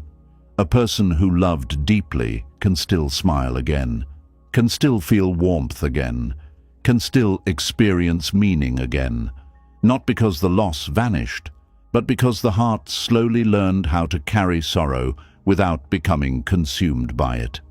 This is one of the deepest Buddhist practices, holding grief gently instead of turning it into permanent emotional armor. Armor seems protective at first, but armor also blocks touch, blocks tenderness, blocks life. Many wounded people secretly long for connection while simultaneously protecting themselves against it constantly. The nervous system remains prepared for future pain, prepared for abandonment, prepared for disappointment, but this constant preparation creates chronic tension. The body never fully relaxes. The heart never fully opens. Life becomes emotionally distant. Buddhism invites another way of living, not reckless vulnerability, wise openness, the understanding that pain may come again someday, yet life is still worth meeting with presence instead of permanent fear. This perspective changes everything, because now love becomes an experience to appreciate, not a possession to control forever. Moments become precious because they are temporary. Connection becomes meaningful because it changes. Life becomes vivid because it cannot be frozen. Impermanence stops being only tragic. It also becomes what makes existence sacred. A flower matters partly because it does not bloom forever. A sunset matters because it fades. A conversation matters because moments pass. This understanding softens the desperate need to control life completely. And when control softens, bitterness softens too. Because bitterness often grows from demanding permanence from impermanent things. The Buddhist path gently teaches, love fully, grieve honestly, accept change, remain soft, continue living. This path is difficult, very difficult, especially after deep loss, but it creates inner freedom. Freedom from emotional imprisonment, freedom from endless resentment, freedom from becoming hardened permanently by pain, and perhaps one of the most beautiful truths hidden here is this. The heart can break without becoming ruined. A person can lose deeply without losing their humanity. A soul can grieve honestly without turning cold forever. This is rare wisdom, the wisdom of remaining compassionate inside an impermanent world, the wisdom of allowing sorrow to deepen tenderness instead of destroying it, the wisdom of understanding that bitterness is not proof of strength. Peace is, because bitterness keeps the wound alive endlessly. Peace allows the wound to breathe, and slowly, over time, what once felt unbearable becomes something quieter, not forgotten, not erased, but integrated. Part of the story without becoming the entire story. This is healing, not becoming untouched by pain, but becoming less afraid of life because of pain. And maybe tonight, this is what your heart most needs to hear. Loss does not have to turn you bitter in order to prove it mattered. You do not need to harden your soul to survive grief. You do not need to close your heart forever to protect yourself from impermanence. You are allowed to mourn honestly while still remaining open to life. You are allowed to miss what ended while still embracing what remains. You are allowed to carry sorrow without carrying hatred beside it. Because the deepest form of strength is not becoming emotionally untouchable. It is learning how to keep your heart gentle in a world where everything eventually changes. And as the heart slowly learns how to carry loss without becoming hardened by it, another quiet misunderstanding begins revealing itself underneath so much human suffering. Because many people are not only hurt by disappointment itself, they are hurt by what they believe disappointment says about them. Tonight, you are going to understand why the mind so often turns ordinary human disappointment into proof of personal inadequacy, and how Buddhism teaches a gentler way of meeting failure, rejection, and unmet expectations without losing yourself inside them. There are moments in life that seem small on the surface, but quietly shake a person's entire sense of worth. A message goes unanswered, a relationship ends, an opportunity disappears, a dream fails, someone else gets chosen, plans collapse, and almost instantly the mind asks a painful question: what does this say about me? This question creates enormous suffering because the human mind constantly personalizes disappointment. Instead of seeing disappointment as part of life's uncertainty, many people interpret it as evidence of their inadequacy. A failed relationship becomes, "I was not lovable enough." A rejection becomes, "I was not valuable enough." A mistake becomes, "I am a failure." A closed door becomes, "There must be something wrong with me." And slowly, disappointment stops being an experience and becomes identity. This is one reason people suffer so deeply. Not only because life disappoints them, but because they turn disappointment into a verdict about their worth. Buddhism teaches something profoundly healing here. Events happen, conditions change, outcomes unfold. But the mind adds identity to these experiences afterward. The pain of disappointment is natural. The belief that disappointment defines your value is added suffering. That added suffering becomes heavy over time, because human life contains endless uncertainty. Not every effort succeeds, not every relationship lasts, not every dream unfolds the way you hoped, not every season brings visible reward. And if every disappointment becomes proof of unworthiness, inner peace becomes impossible. The nervous system remains trapped in constant self-measurement, always scanning life for evidence of inadequacy, always comparing, always fearing failure, always trying to protect identity from disappointment. This creates deep exhaustion. Many people do not realize how much of their emotional pain comes from the constant interpretation of events rather than the events themselves. Two people can experience the same rejection. One says, "This hurts, but life is uncertain." The other says, "This proves I am not enough." The external event may be identical. The internal suffering becomes completely different. This is why awareness matters so deeply in Buddhism. Awareness notices the stories the mind creates after disappointment. It notices how quickly the ego personalizes pain, how quickly it turns temporary outcomes into permanent identity, and once this process becomes visible, freedom begins, because now you can separate what happened from who you are. This distinction changes everything. A relationship ending means the relationship ended. It does not automatically mean you are unworthy of love. A career failure means something did not work. It does not automatically mean you are worthless. Someone not choosing you means they made a choice. It does not automatically define your value as a human being. Yet the mind collapses these things together constantly. This happens partly because the ego wants certainty. It wants clear explanations for pain. And self-blame often feels emotionally simpler than uncertainty. If something failed because I am defective, then at least the mind believes it found an answer. But reality is rarely that simple. Life unfolds through countless conditions. Timing matters. Circumstances matter. Compatibility matters. Other people's consciousness matters. Luck matters. Emotional readiness matters. Impermanence matters. Buddhism teaches interdependence for this reason. No single outcome fully defines an entire human being. Everything arises through many causes and conditions interacting together. This understanding softens the ego's desperate need to turn every disappointment into personal condemnation. Because many painful outcomes were never entirely about your worth to begin with. Some relationships fail because two nervous systems cannot meet safely. Some opportunities disappear because timing changes. Some dreams collapse because life redirects growth elsewhere. Some disappointments simply reflect impermanence itself. Yet the wounded mind interprets everything personally.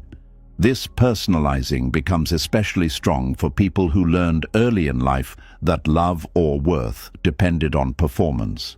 A child praised only when succeeding may grow into an adult terrified of disappointment. A child criticized constantly may interpret every setback as confirmation of inadequacy. A child who learned to earn affection through achievement may experience failure as emotional collapse. And slowly, disappointment becomes emotionally dangerous.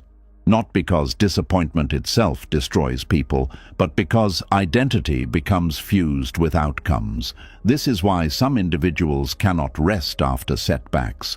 Their nervous system treats disappointment like proof of unworthiness instead of part of human life. The body tightens, the mind spirals.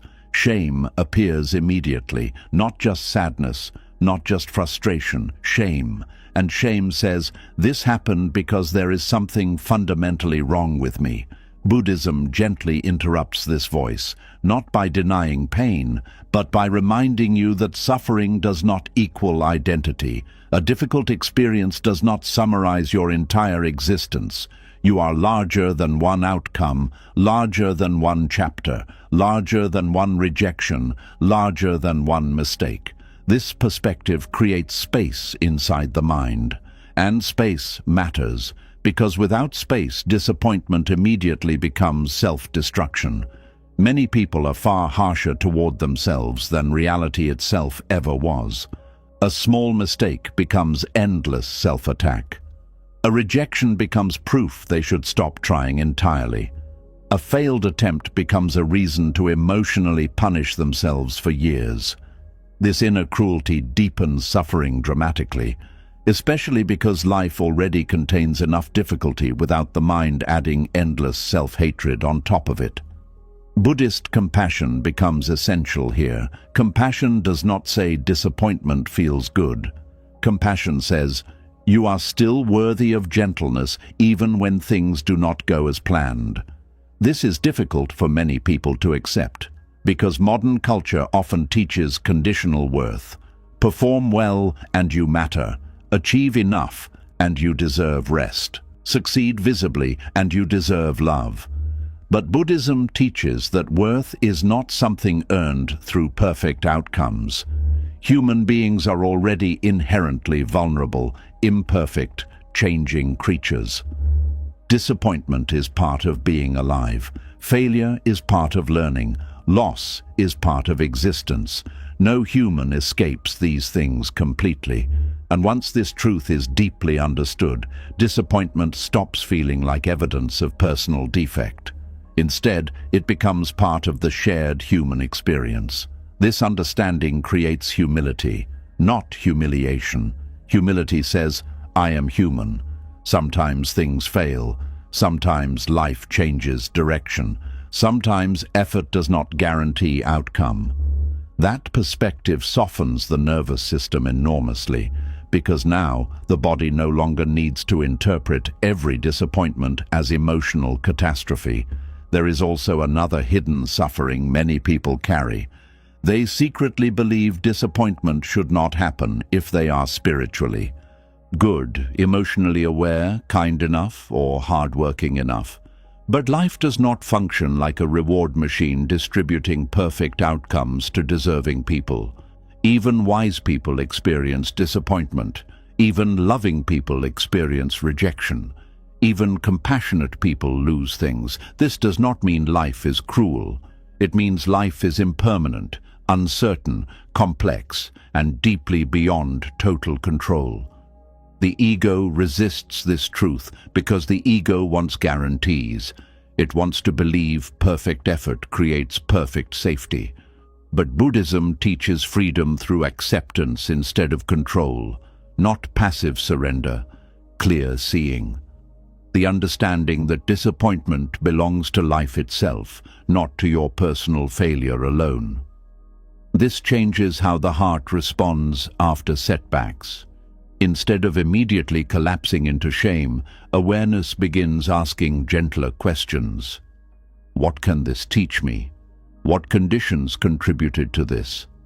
What expectations was I attached to? How do I care for myself now? These questions create growth instead of self-destruction. Because the goal of awareness is not perfection. The goal is wisdom, and wisdom rarely grows through self-hatred. Many people secretly believe self-criticism motivates growth, but harshness often creates paralysis instead. The frightened nervous system becomes afraid to try, afraid to risk, afraid to fail again. This fear slowly shrinks life. The person stops attempting things not because they no longer care, but because disappointment became emotionally unbearable. This is why Buddhist non-attachment matters so deeply. Non-attachment does not mean you stop caring about goals, relationships, or dreams. It means your identity no longer completely depends on specific outcomes. You can work hard without collapsing if things change. You can love deeply without turning rejection into self-erasure. You can hope sincerely without emotionally dying every time life redirects you.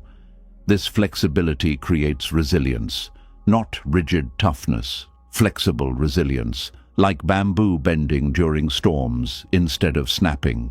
Rigid identity breaks easily under disappointment. Flexible awareness adapts.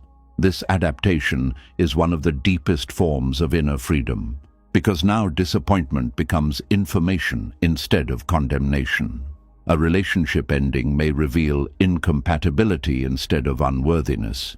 A failure may reveal timing issues instead of personal defect. A setback may reveal redirection instead of permanent defeat. This does not erase pain, but it removes the extra suffering created by self-judgment, and self-judgment creates enormous suffering. Many people spend more energy attacking themselves after disappointment than they spent experiencing the disappointment itself. The event happens once, the mind punishes endlessly afterward.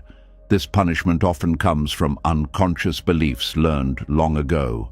If I fail, I lose love. If I disappoint people, I lose value. If I make mistakes, I become unacceptable.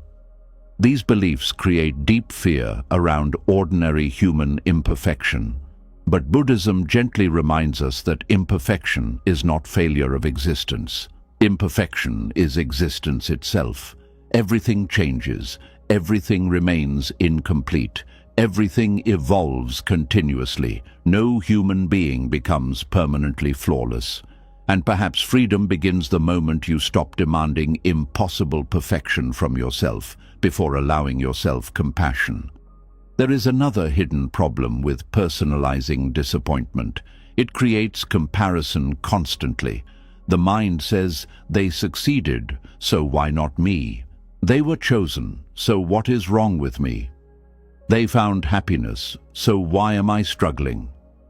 Comparison deepens suffering because it removes context completely.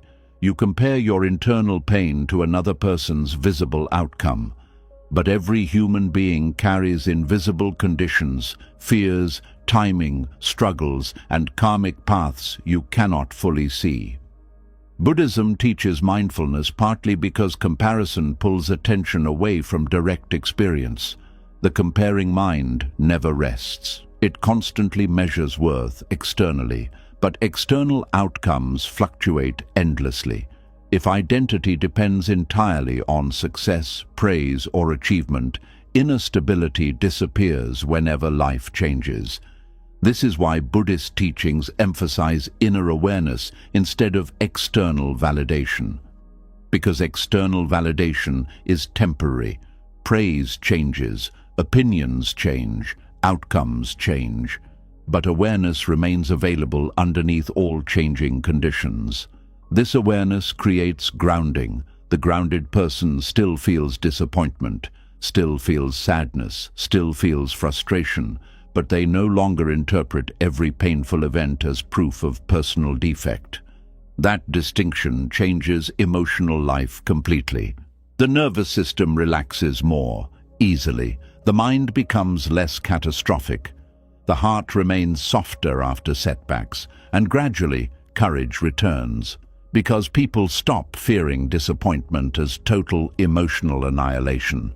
They begin understanding, I can survive unmet expectations. I can survive redirection. I can survive not being chosen. This understanding creates confidence far deeper than arrogance ever could. Arrogance depends on winning constantly. True confidence survives imperfection. True confidence survives uncertainty. True confidence survives disappointment without losing self-respect entirely.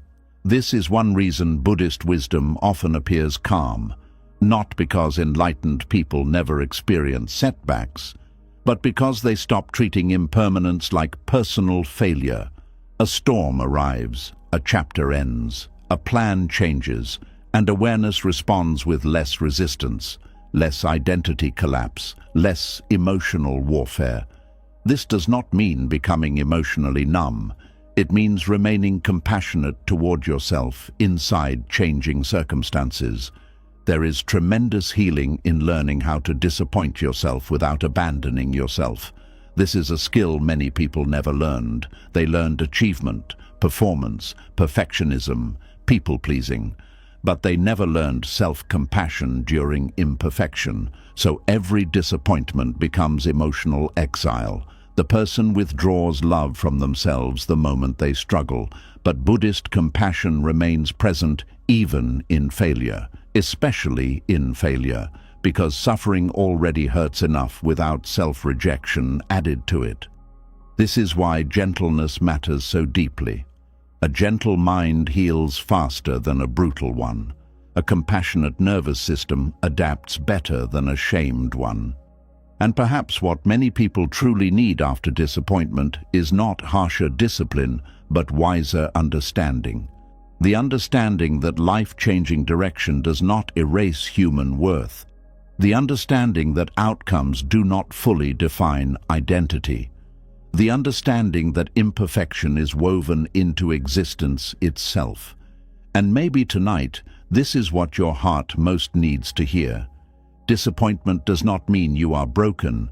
Rejection does not mean you are unlovable. Failure does not mean you are worthless. Sometimes things simply unfold differently than the mind hoped. Sometimes life redirects you. Sometimes timing changes.